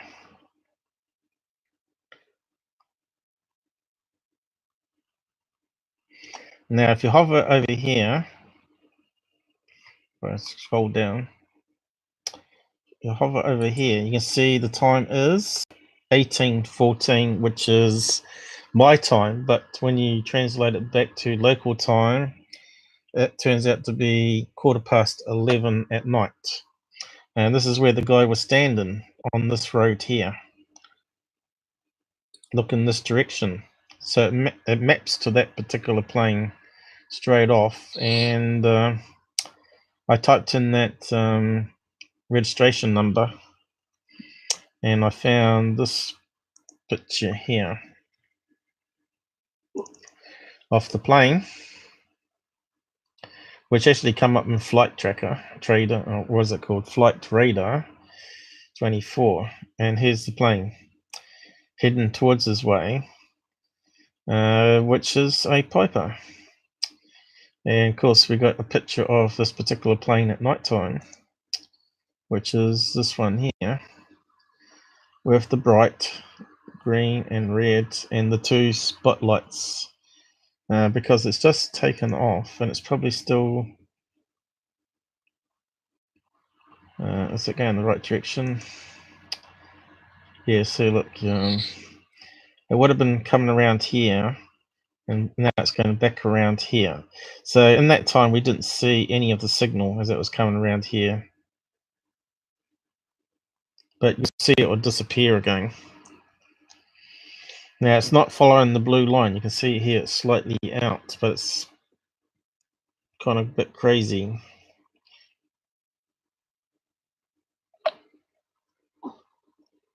But it's following it now.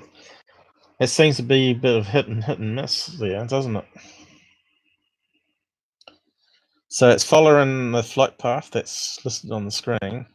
So we didn't see the bit where it took off from the airport and flew around and headed towards that guy's location. So I think that's pretty much debunked that case now. I'm happy to call that one a Piper plane. He said it wasn't a plane, so here we go, which is where that dotted line was. So continuing, because now we've lost the dotted line. So that just proves that everything there was working. So the key here, if you're going to use this now, the new system, because we haven't got that little UTC counter down the bottom that we had down here, unless they put it back, is to work out the time of the sighting based on your time, and then input it into the thing calculator for planefinder, and we get the result that we're after. Unfortunately, we can't compare it with Flight Radar. I keep thinking tracker. Flight Radar 24. It's not really a radar though. It's really a flight tracker based on the call sign. If it had radar, that would be really excellent. But we know, as I was saying, in comparison of another case that we just did, that Flight Radar 24 actually has a lot more private planes in its database. Which is those banner planes, of course, which is what we needed for that particular case. And this one doesn't have it. So really, if you can use both as a comparison and see if they both match, is ideal, but more time consuming. So I think we're finished with that one now. I think that one's finally 100% recapped, closed. I'll post the link to it here if you want to have a play.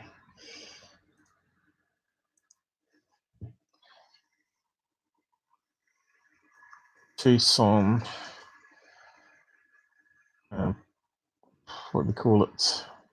Orb. And that's the case for it. So I'll just unpin that. So now we can look at some new stuff. So that's taken, what, 2 hours to talk about the Utah one, the banner plane one, and this one, which was the orb of light in the sky, which is this one here, which clearly is a plane because it's got the color system for a plane.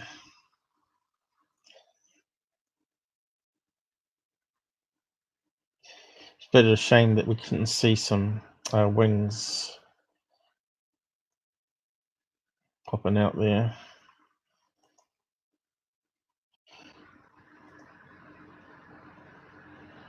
There's the original photograph that we downloaded.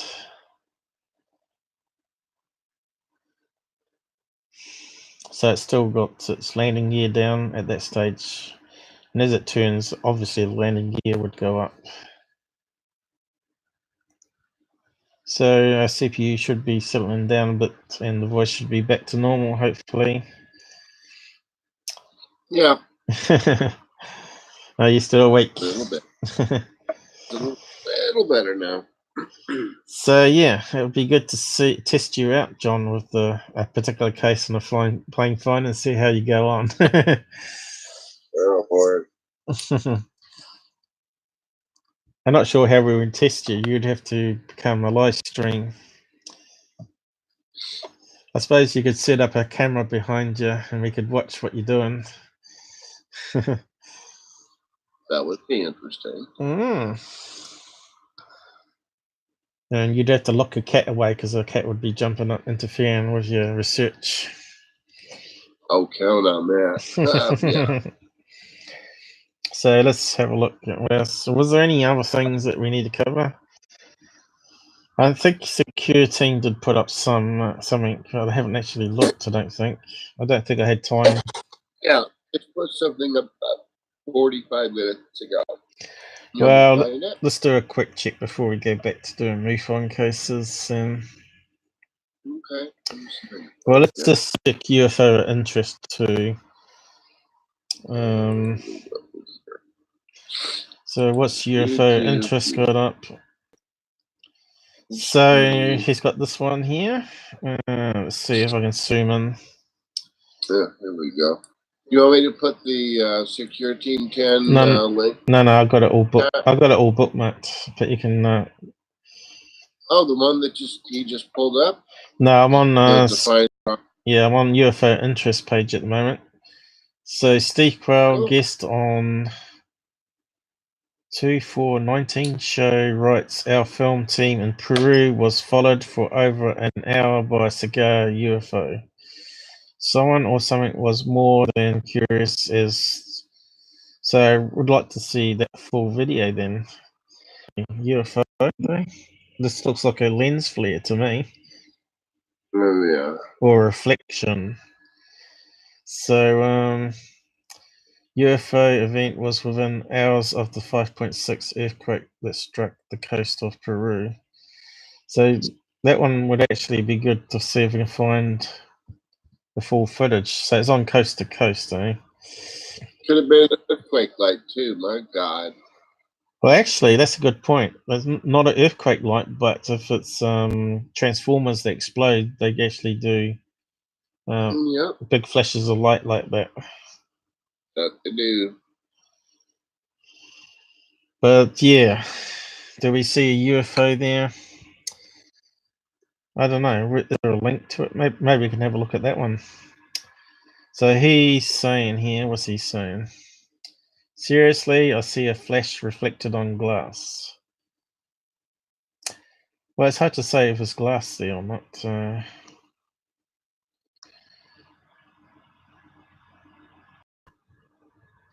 How's the CPU going?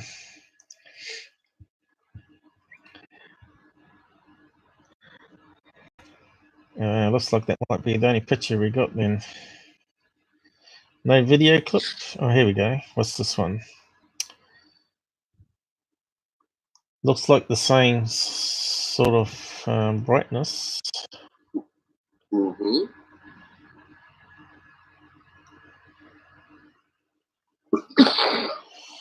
I don't like stills, so I'd rather see a video. Oh, there we go.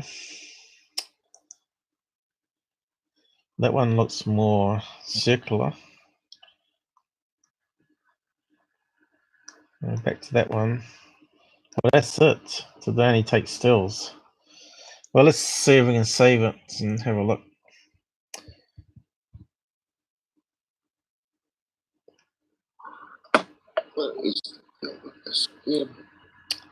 What's happening? You got a message coming up here, yeah? Yeah, some reason you clock out on YouTube on my laptop, and I'm not sure what the deal is. Okay, what are we looking at here?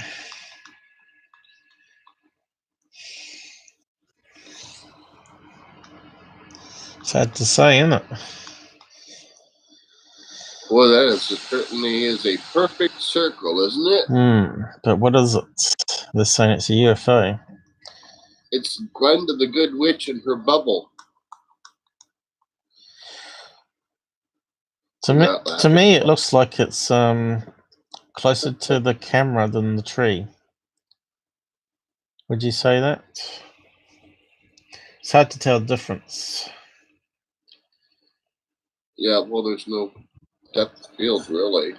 So you could plug it into that calculator. How many pixels would you say that was? Quite a lot. So if that was a big size object, you could say what distance away it was.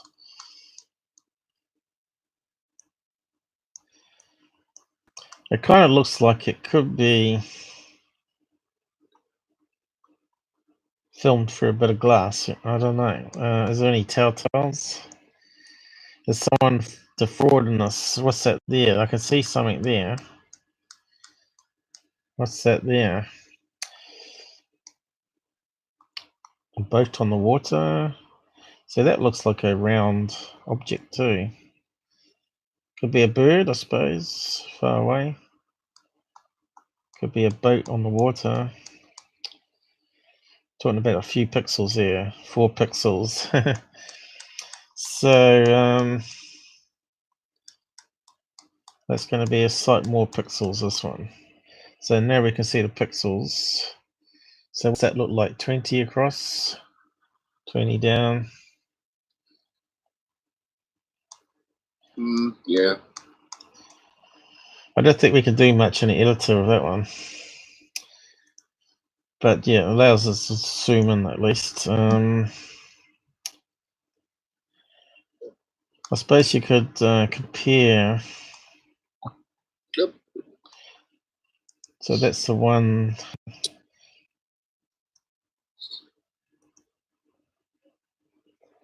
Yeah, let's have a look at that one.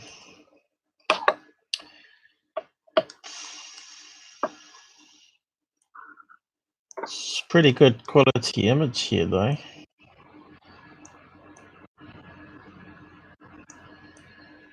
You like that? I took that picture myself. I really did. Well, this is your case. Absolutely. I don't think your name was mentioned. Ooh, and I didn't even get paid for it. That's not a good thing. Who did they say it was? Steve Quell. His name seems to ring a bell. Guest. No. A film too. So he had a film crew. So what's he look like? He's a UFO guy, isn't he? A UFO researcher.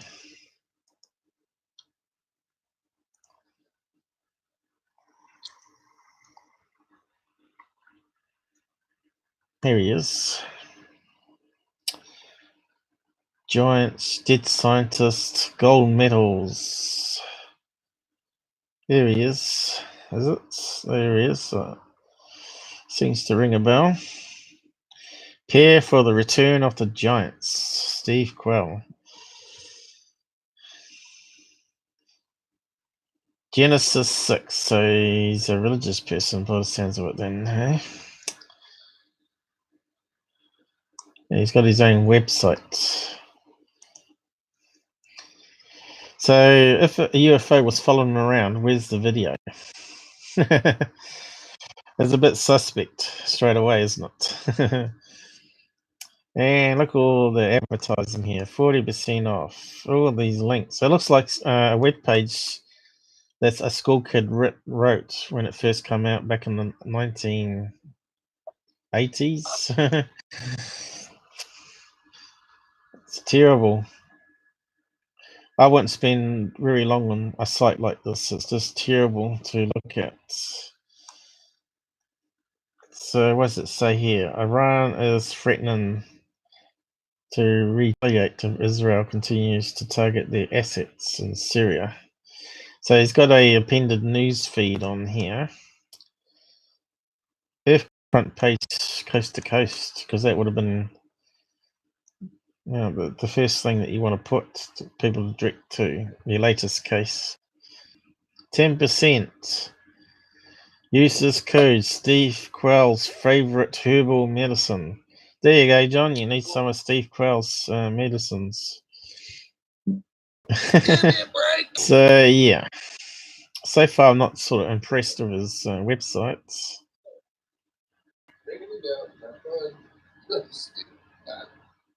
Cat wants to go out, did he? Well, rather he goes back outside as opposed to here. Well, they got to have they got a box inside for doing their business? He won't use it. He refuses to use it. So he must want to go out to do his business then. Yeah.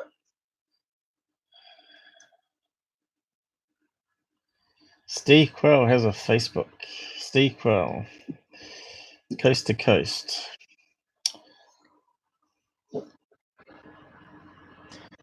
Sure. Go. Is it still cold? It's not near the mic. Are you back? No. Still messing with his cat. He claims, what's that say? Steve Quell is research technology and civilizations. There's documentary full film production company Gen6 Productions, True Legends, the series. Sounds like a lot of advertising here. Bye. Steve is a former talk show host. I think that's where I know him from. Been warning against genetic Armageddon and the end of the human race for decades. Well, it still hasn't ended yet.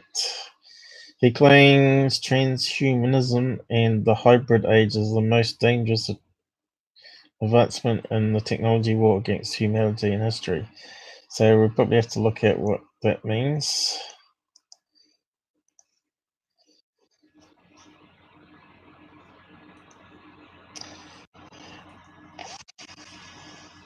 Is that where they sort of put technology into your body? Is that what it's called?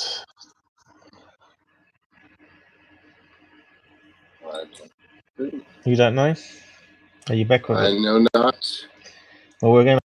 Yes, we are. The belief or theory that the human race can evolve beyond its current physical and mental limitations, especially by means of science and technology. So that's what it is. You know how people implant RF chips on them, so they don't have to carry a wallet around, and they can just wave their arm at the fast food place, and it automatically knows your card number and debits or whatever. Oh, that's such a bad idea. Woohoo! Yeah, I don't know if I want that, because they can track you, of course. And mind you, I suppose if you get killed, they can always pop out the chip. Oh, what happened? He's been terminated. Now, why bring him up again?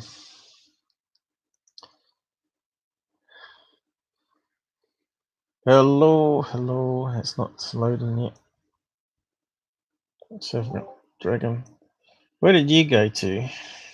No, I'm still here. You bounced away. Your CPU must be having a bad time. No, it's hanging around about 70% at the moment, so it's pretty good. So you said woohoo, and then suddenly you dropped off. I thought maybe someone else was trying to join, like Roberts, because they should be getting up about now. That would be like 10 o'clock UK time. Maybe Gerard's out there. So transhumans. So here we go. Yes. So that's where you can put your human brain in an android body, or replace your eyes with a cyborg eye. Well, I wouldn't mind better eyes. Like the Bionic Man. Did you ever watch that series, the $6 Million Man, the original? Oh, are you kidding? I was watching it when it first came out. Yeah, and it goes this type sound as he's zooming in his eye. Has some really cool sound effects, and he'd jump up. Oh yeah, that was cutting edge for us, wasn't it? Yeah, and then what came after that? Wonder Woman, was it? I can't remember how it all came out. Lindsay Wagner. Yeah, I was in love with her. And what's all the other? Knight Rider come out. Oh yeah. And BJ and his bear, I think, might have come out around about that time too. That was the truck driver of the monkey. Yeah, we obviously grew up about the same time. My very first program I saw that I can remember as a kid would have been Lost in Space, I think. Oh yeah, Lost in Space. That was my favorite. Followed by black and white versions of Star Trek. All of it was in a wooden box that looked like a wooden box with 4 legs on it. And it had rabbit ears, and the picture would be going wavy, and people walk past and it would interfere with the sound and go yeah, we went through all that until 1971. Dad finally said, I want to watch the Super Bowl in color. Yeah, that's the saying with my dad, but rugby they call it here. And can't think it was 73. It could have been 73 when we first got a color one. I think it was much later. We might have got it 1975. Yeah, Dad went to the credit union and he took out a loan and bought a 15-inch Admiral color television. Man, that thing weighed 1 billion pounds. Yeah, they were pretty heavy. The old TVs, all glass. Color was rotten. Thing was always on the blink. Yeah. That's right. Well, we got what we could afford. Yeah, the kids don't know what they missed out on nowadays, and they complain about VHS tapes converted across. I just laugh. I know it. Like, you guys are clueless. And it's all happened in the last 40 years, you know. I know. You go ahead and, tell them what an 8-track tape was, and they used to listen to them and reel to reels, and they're like, huh? Or LPs, or all the different speeds you had, 33 and 78. 78. You had them all. Yeah. 16. I remember that. And we had reel-to-reel tapes as well. Oh, yeah. Yes, indeed. We had a reel-to-reel here. So, unfortunately, there's no video for that. It makes me highly suspect. Looks like the same thing at different distances. The brightness is all consistent, though, which is kind of strange. I reckon it's faked. Unless there's a video we can look at. So, did anyone actually listen to the show? And don't they normally they normally put video links if there's a sample video, wouldn't they? On coast to coast. I just don't. Oh, possibly. I rarely stop by there. No, I used to, but I don't anymore. Especially when they started having Billy Meyer, Michael Horn on, and people like that, and I thought, oh, this is just ridiculous. Talking about predictions, which never come true, of course. Right. And of course, it's so general anyway. Oh, there'll be an earthquake next year. Sure, there's earthquakes every day in New Zealand. You just don't feel half of them, or most of them actually. That's So let's go back to UFO interest anyway. What else you got? That's the guy that Marco, he found the aerial banner. So this is where I thought, well, that's interesting, and I'll compare it to planefinder, which didn't have it. So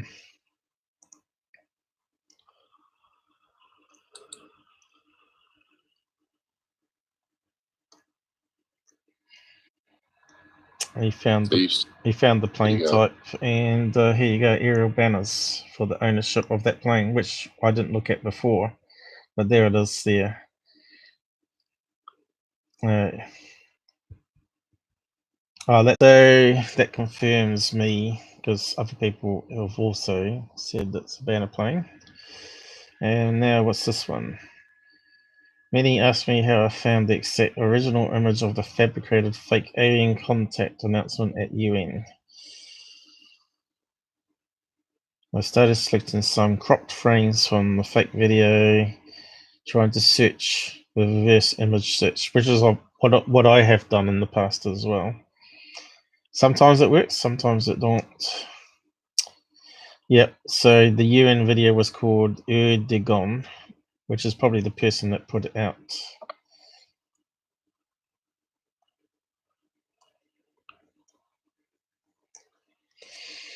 So just keep on going. There's the banner plane one again. He sort of repeats quite a lot of the stuff, doesn't he, on his Twitter?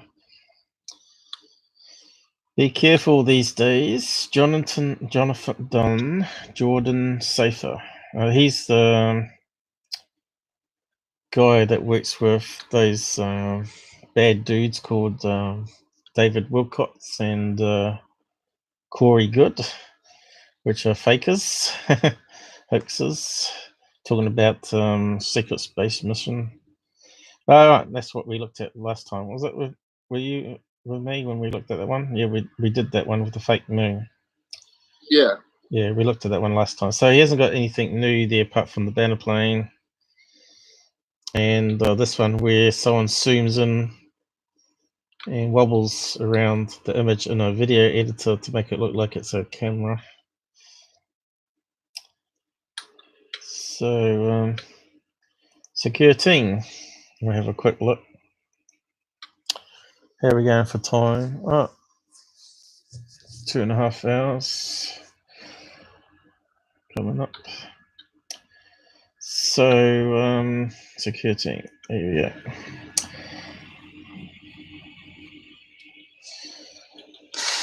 I don't think I've sorted out the volume though.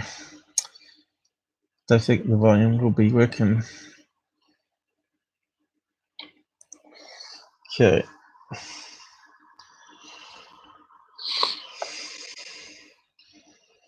So this is the first time we've been looking at it. So where was the last one we looked at? They never seen this like it. Defiant astronomer. That guy was having me on. Alien UFO near Jupiter. So that kind of reminds me of Mr. Ken video where he faked this planet heading into our solar system.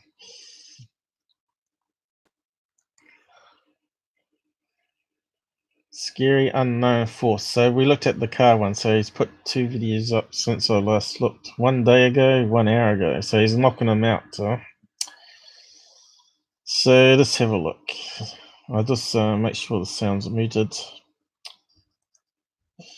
Ooh. Don't like that music. Looks like John's gone again. John, what's going on? Psst, hang on, we're getting back on.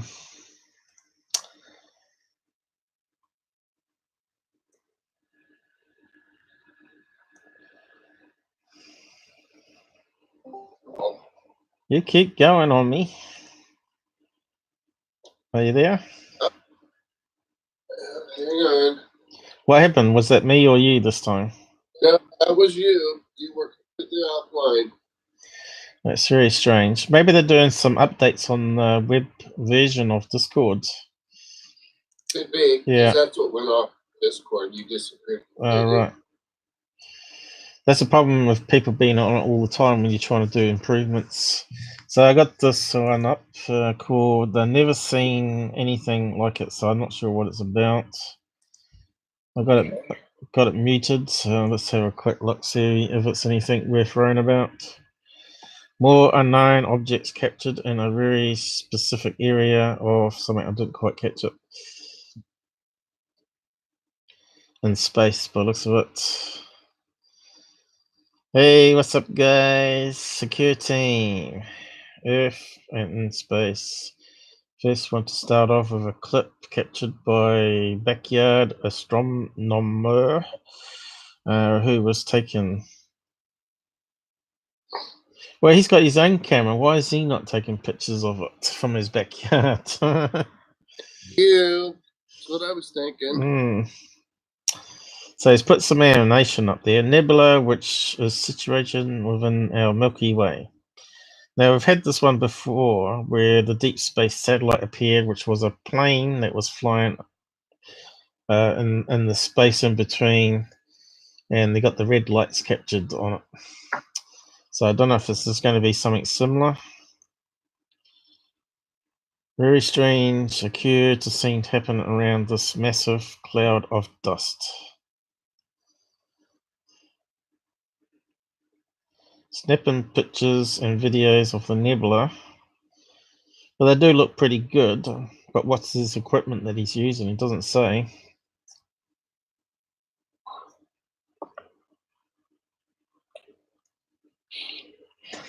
And you notice this backyard guy is not using any Heavens Above app to eliminate satellites. And it's not using planefinder app where you can hold up to the sky and eliminate planes. But here we got a single couple of dots are going, so assuming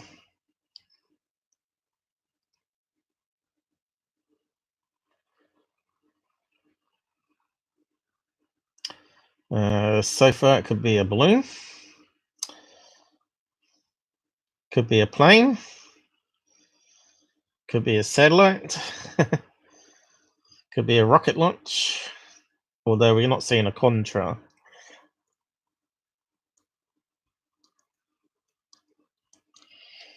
Could even be a bug on the lens crawling up the screen. Why is it sort of going jiggy? So it must be long exposure, right? See here, we got other stars moving. Yes. Or other satellites, I should say. I think that's just a satellite.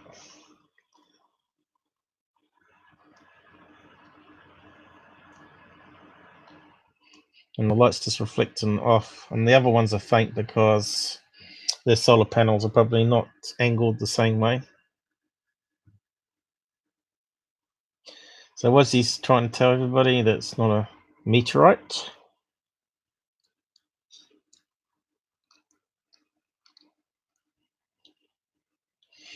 So see how it's moving and the length of it. So would that be like 5-second exposures maybe of a little white dot that's moving? Be interesting to see what UFO interest brings out for that one. Am I sounding all right at the moment? I think the CPU is not maxed out. Maybe reflections, although we think it was just... Why would you think it was reflections?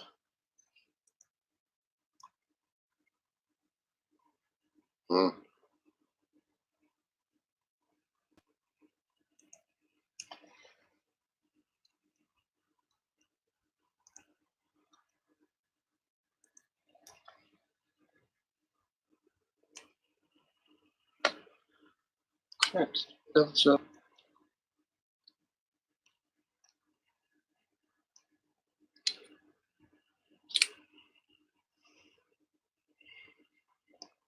Reflection from telescopes. Not sure why he thinks it's a reflection. So why aren't they using proper software? You know, this is really annoying.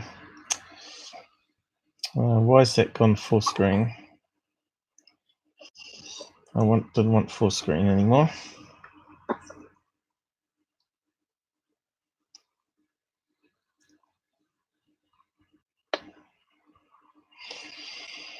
You see, just before then, it's not going to. It's got that scrolling problem again on this. Maybe I need to update my Chrome browser version for my portable. I'm hoping to use Brave. I mean, not Browse. Brave browser at some point once they can get Discord working on it. There was a point where he showed you some footage. I wonder if I can get to it. Every time I click forward, it goes backwards. Or then, no, it's not going to let me do it. There you go. Look, see those streaks? That's probably planes. It's got it sped up.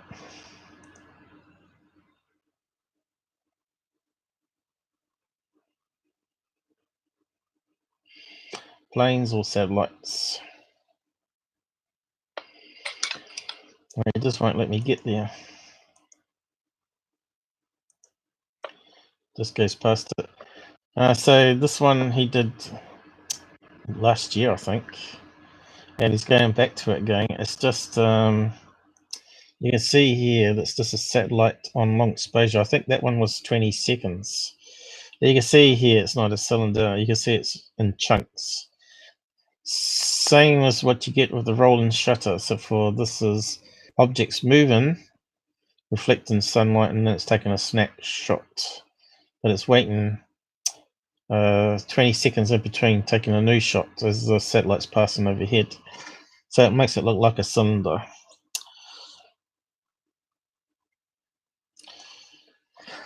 So yeah, not a really exciting video at the moment. No. You're slipping, Tyler. Now, if those lines suddenly stopped in the sky, right, and then suddenly shot left or right at impossible speeds or straight upwards or something, you know, then he might have something.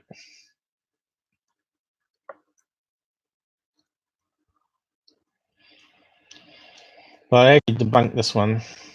It's in my UFO case files on it.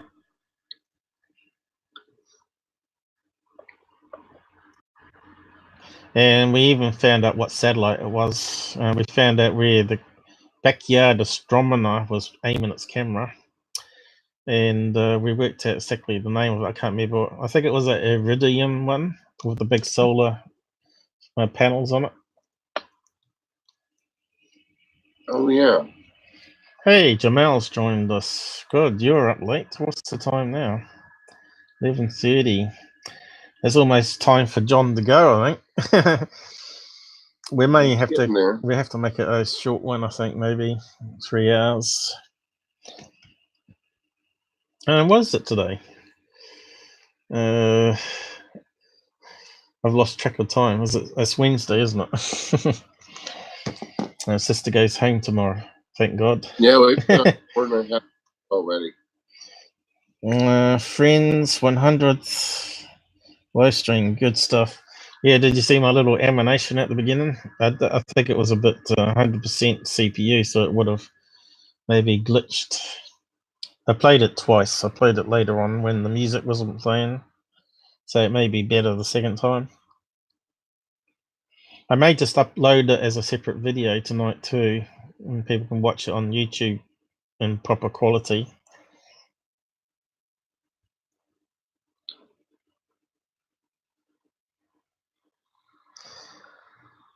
You'll be going to bed in half an hour, won't you, Jamal?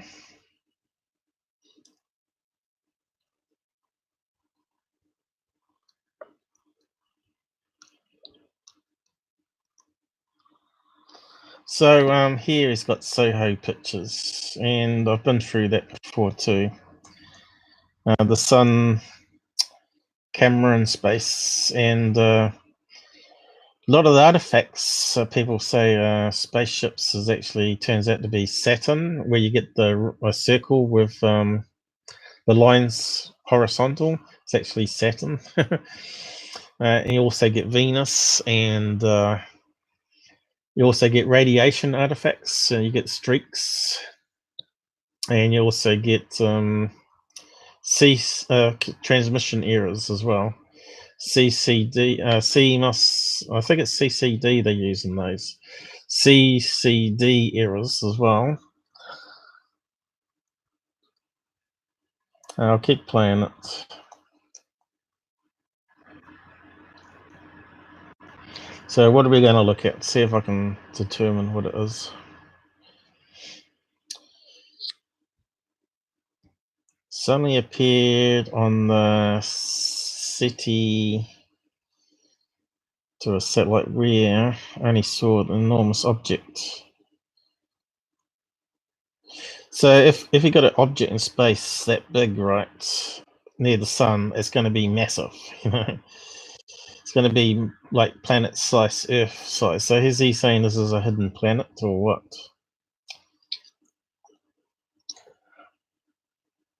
Probably a hidden mothership. Not the size of planet.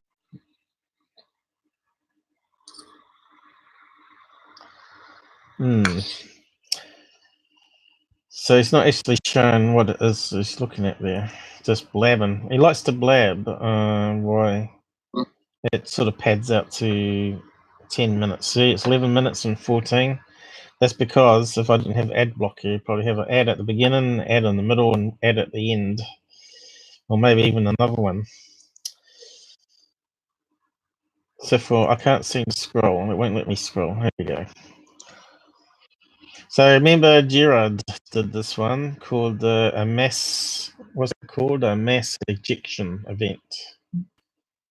A corona ejection. A corona ejection, yeah. A corona mass ejection. Where it makes that particular shape from the radiation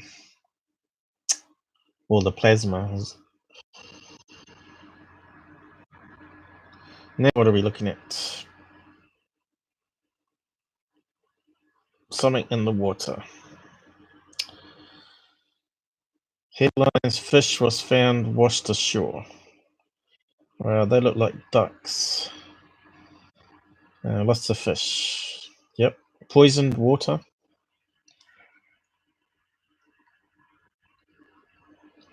Now in New Zealand we've got a problem with algae bloom. So you've got to be careful if dogs drink the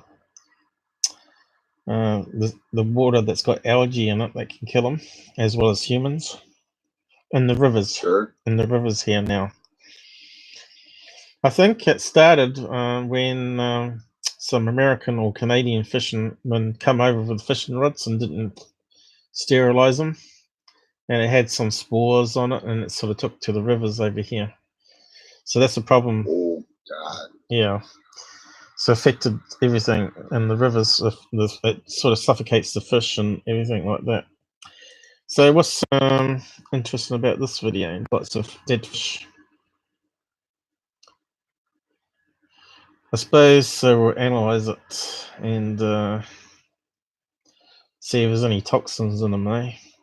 So what's that got to do with UFO news, you know?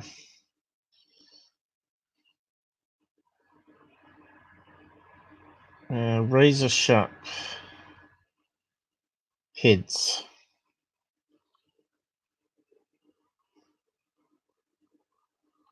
Oh, he's saying the heads have been cut off.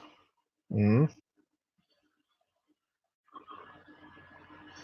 that one got hit by a boat propeller.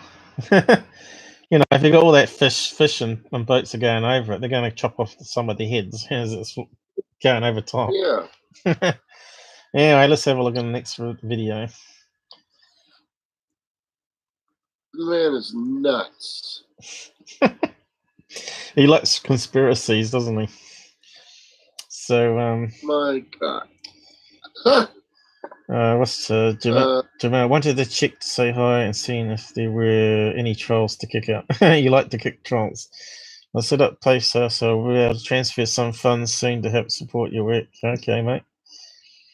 Yeah, we still got to get a new computer because we've had lots of problems tonight with the CPU maxing out. We'll get there. I might get my first patron payout soon. I think still Patreon have got problems, and I still haven't seen any money or any emails about money being paid. But I think there's about $150 in there now, US, after 2 years. So yeah, I had someone paying into it for probably close to 2 years now. It's only like $5, but it's I guess it certainly adds up after a couple of years. $5 a month. So what's that work out a year? Well, they didn't do it 2 years, Yeah. a year and a half, I think it was. So yeah, we're looking at like 20 months times 5. That would be $100. So it must have been a bit more than that, less than that. So it must have been just over a year. And I think Robert joined in, and now John has joined in. Now it's finally triggered over. But the thing is, they were taking $1 of every $5 paid, so it wasn't really $100. It was actually reduced. If they paid $100, it was reduced down to about $80. So yeah, Patreon clip off the top, you see. But it allows them to get their money back if they want to change their mind after 30 days, you know. And PayPal, you can't really do that unless the people go into the account and reverse it, which means they may not get their money back if you donate to people directly with PayPal. But yeah, I got a PayPal link. I don't know if it works. I haven't tried it out, but I put it there. Unfortunately, PayPal.me doesn't work in New Zealand. I don't know why, but they haven't included New Zealand for donations, which was the special link they set up to make it easier for people to donate. So I had to use some code, because mine is a PayPal business account, which allows you to put a button on your site, and I modified it, found out the link in it, and I certainly put it into a shortened URL. Can't remember what they call it now, but a shortened URL that doesn't have all the parameters, and people can just click on it and go straight. It goes like it's a button, because you can't put a button on YouTube page. They don't allow it, but you can put a link. Hey, Renee. So we'll look at this next one now. Is it Defiant Backyard Astronomer?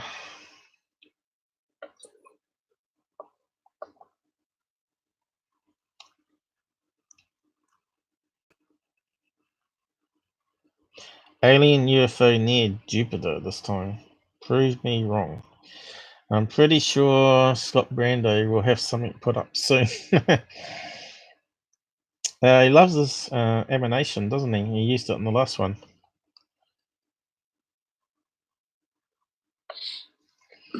How many minutes is this one? Just over 10 minutes. Surprise, surprise. So if you do it less than 10 minutes, you can't put more than one ad on it. If you do it just over 10 minutes, you can put as many ads as you want on it. Okay, so this is back to these sun images, and you skim past that pretty quick.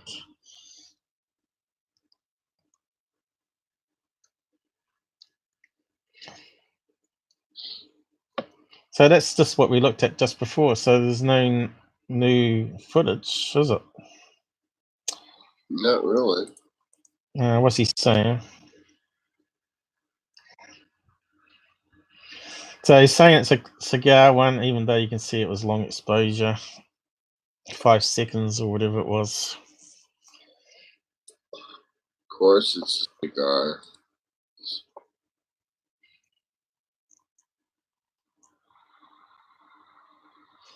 Yep.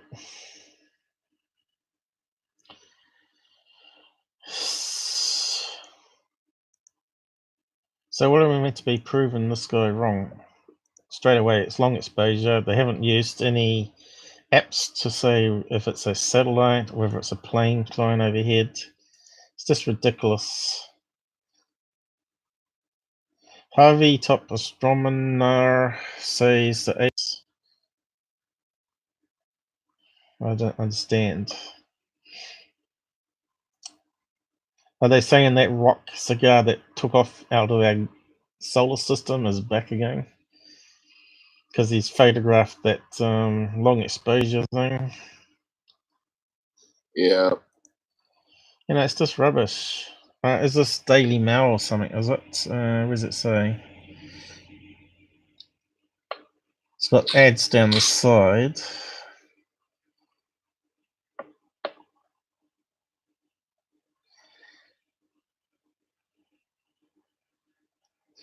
I'm so sick of hearing about this rock canal. It's that shape. It's sort of an approximation. All they got was radio telescope bounce off of it. They never actually got any visual telescope on it because it was moving too fast and it was too far away. It's better to get some.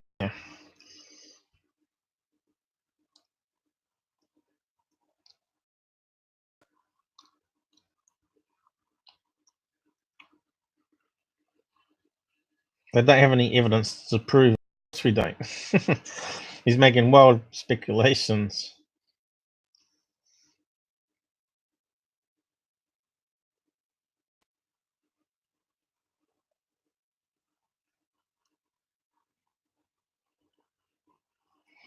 That again looks like it's a satellite on long exposure. Isn't it the one he just put up before?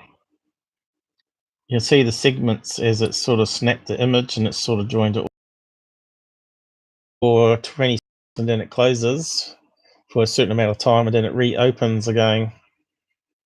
And It's definitely and it doesn't sort of it sort of uses visual image or whatever or film to put the same light on each time it opens up for another 20 seconds, and it makes that cigar long image. So total waste of time, really. See you later. And I forgot to see how many views he got on that. So let's have a look around the world. But I probably should wrap up soon. Yeah, I need to get going. I'm starting to sag rather quickly. Let's see. It's sobering. It's sobering and only thing. What? That's not even English, is it? So let's have a look. Calabasson. Looks like a small island, does it? Can't quite see. Santa Rosa, Hong Kong. There you go. So let's see. So bring and only thing you can see that moment. Is that Chinglish? So yeah, it's got some videos here, lots of them. Holy moly. I was walking home from my friend's house. I noticed that there's no stars at the time since sky is very dark, and then I noticed two lights on, one bigger and one smaller. I had goosebumps when I stared at it. Good thing I just got my new phone to record. No, not a new phone. It's not moving. It's obviously something that lights are glowing. So let's have a look at this one, and perhaps we're round up for the night.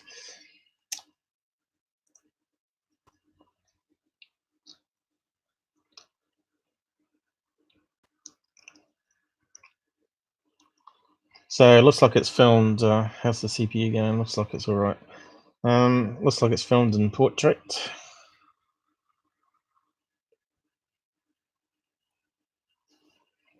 What's down here? Looks like a light source down here.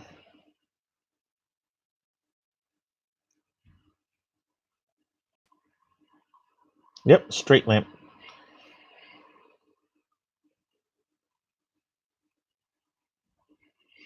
Is it lens flare?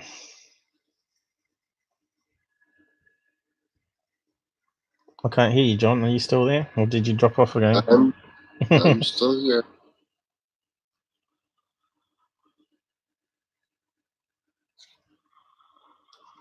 Need to get a drink. Looks like it's quite a big video.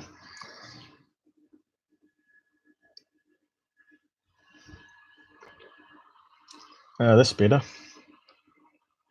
Forget I had a drink next to me. So it could be anything, right? It's not too exciting.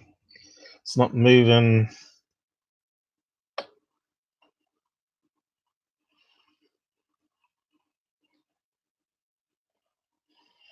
Might have to download it to see how long it will take.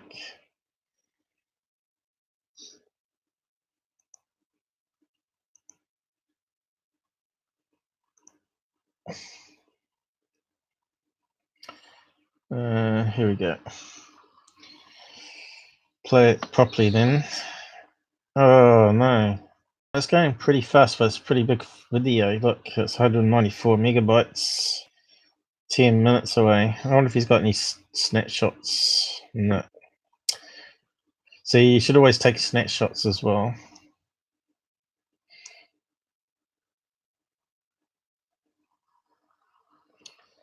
Oh, well, when that one's done, we might just open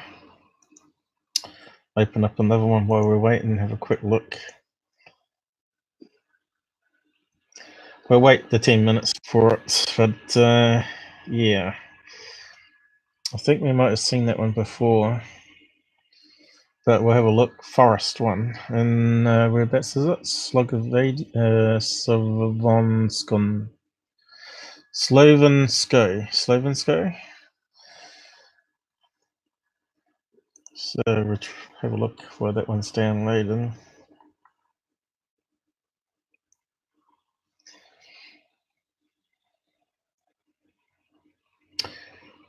Photographs. So let's have a good look. Hey, we got an object. And you know, photographs don't excite us, especially when you got small objects in it. Because they turn out to be what? They start with the letter B. Bugs and birds. So let's just save that one. Let's do a quick look.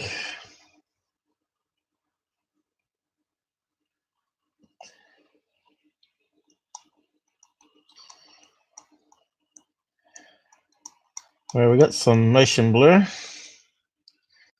What do you reckon it is? Kind of shaped like a butterfly or a bird, maybe. I don't think it's a balloon on that one. We'd have to load it into the editor. Can we see it in this one?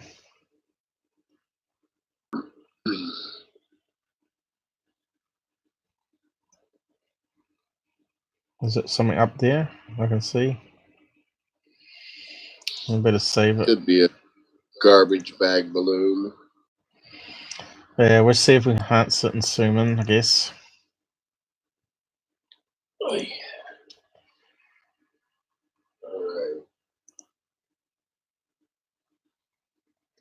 And that one's got a dot there too, so just save that one.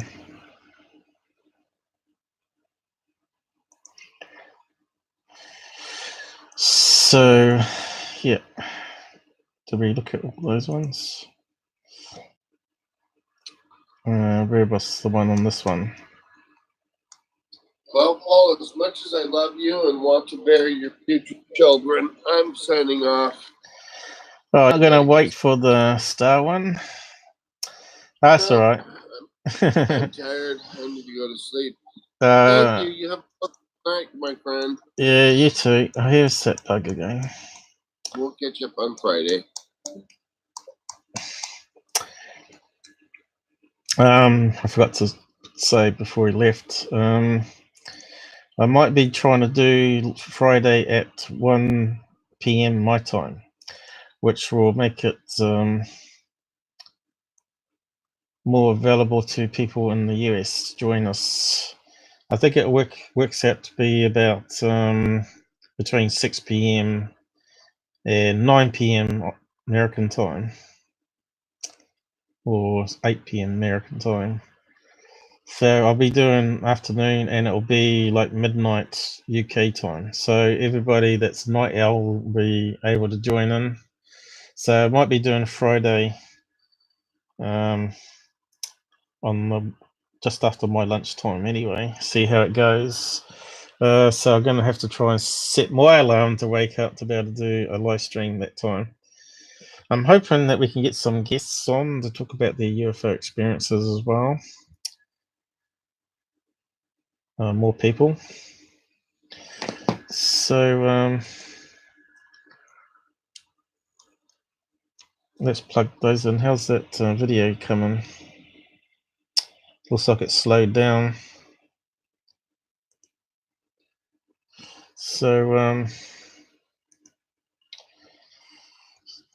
let's have a look at some of these images. So it'll be one of these ones.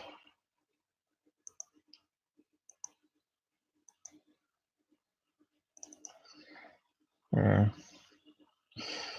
let's have a look at that one first.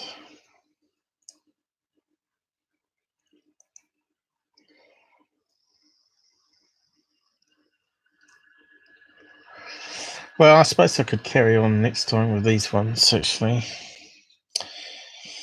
Should really start wrapping it up. If I keep it under 3 hours, I will be able to upload it to BitTube.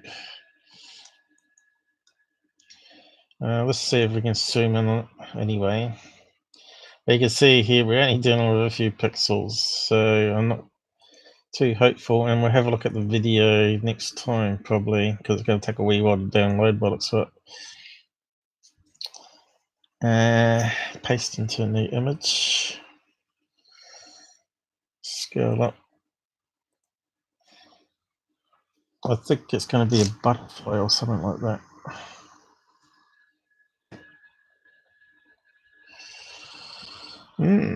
Maybe not. Does look like could be a garbage bag, like he said. Interesting. Well, it's definitely not a UFO because it's not symmetrical, is it? So, yeah, I think we'll wrap it up there, actually. We'll have a look at those other images.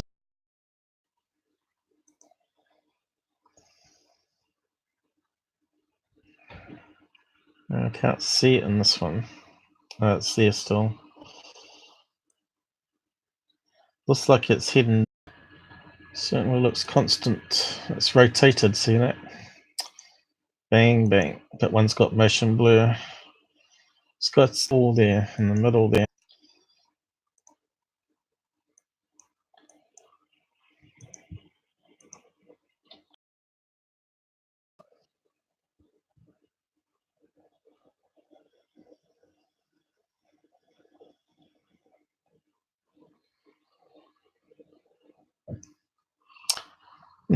Could be a heart shape, maybe. It's a bit hard to tell because it's so blurry. Could be a heart balloon. One down. Anyway, I'll just wrap it up there and say goodnight to everybody, and we'll carry on looking at those ones we download next time. It's amazing how the time flies and you run out of time. But it is midnight here now, and just want to keep the stream under 3 hours. So I'm just going to close up and say goodnight to you.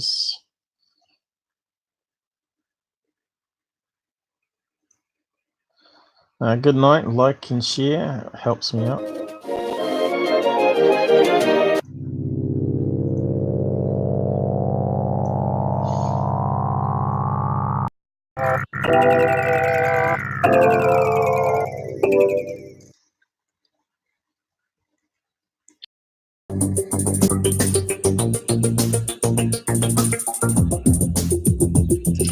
Good night, Renee. Jamel. It is still there.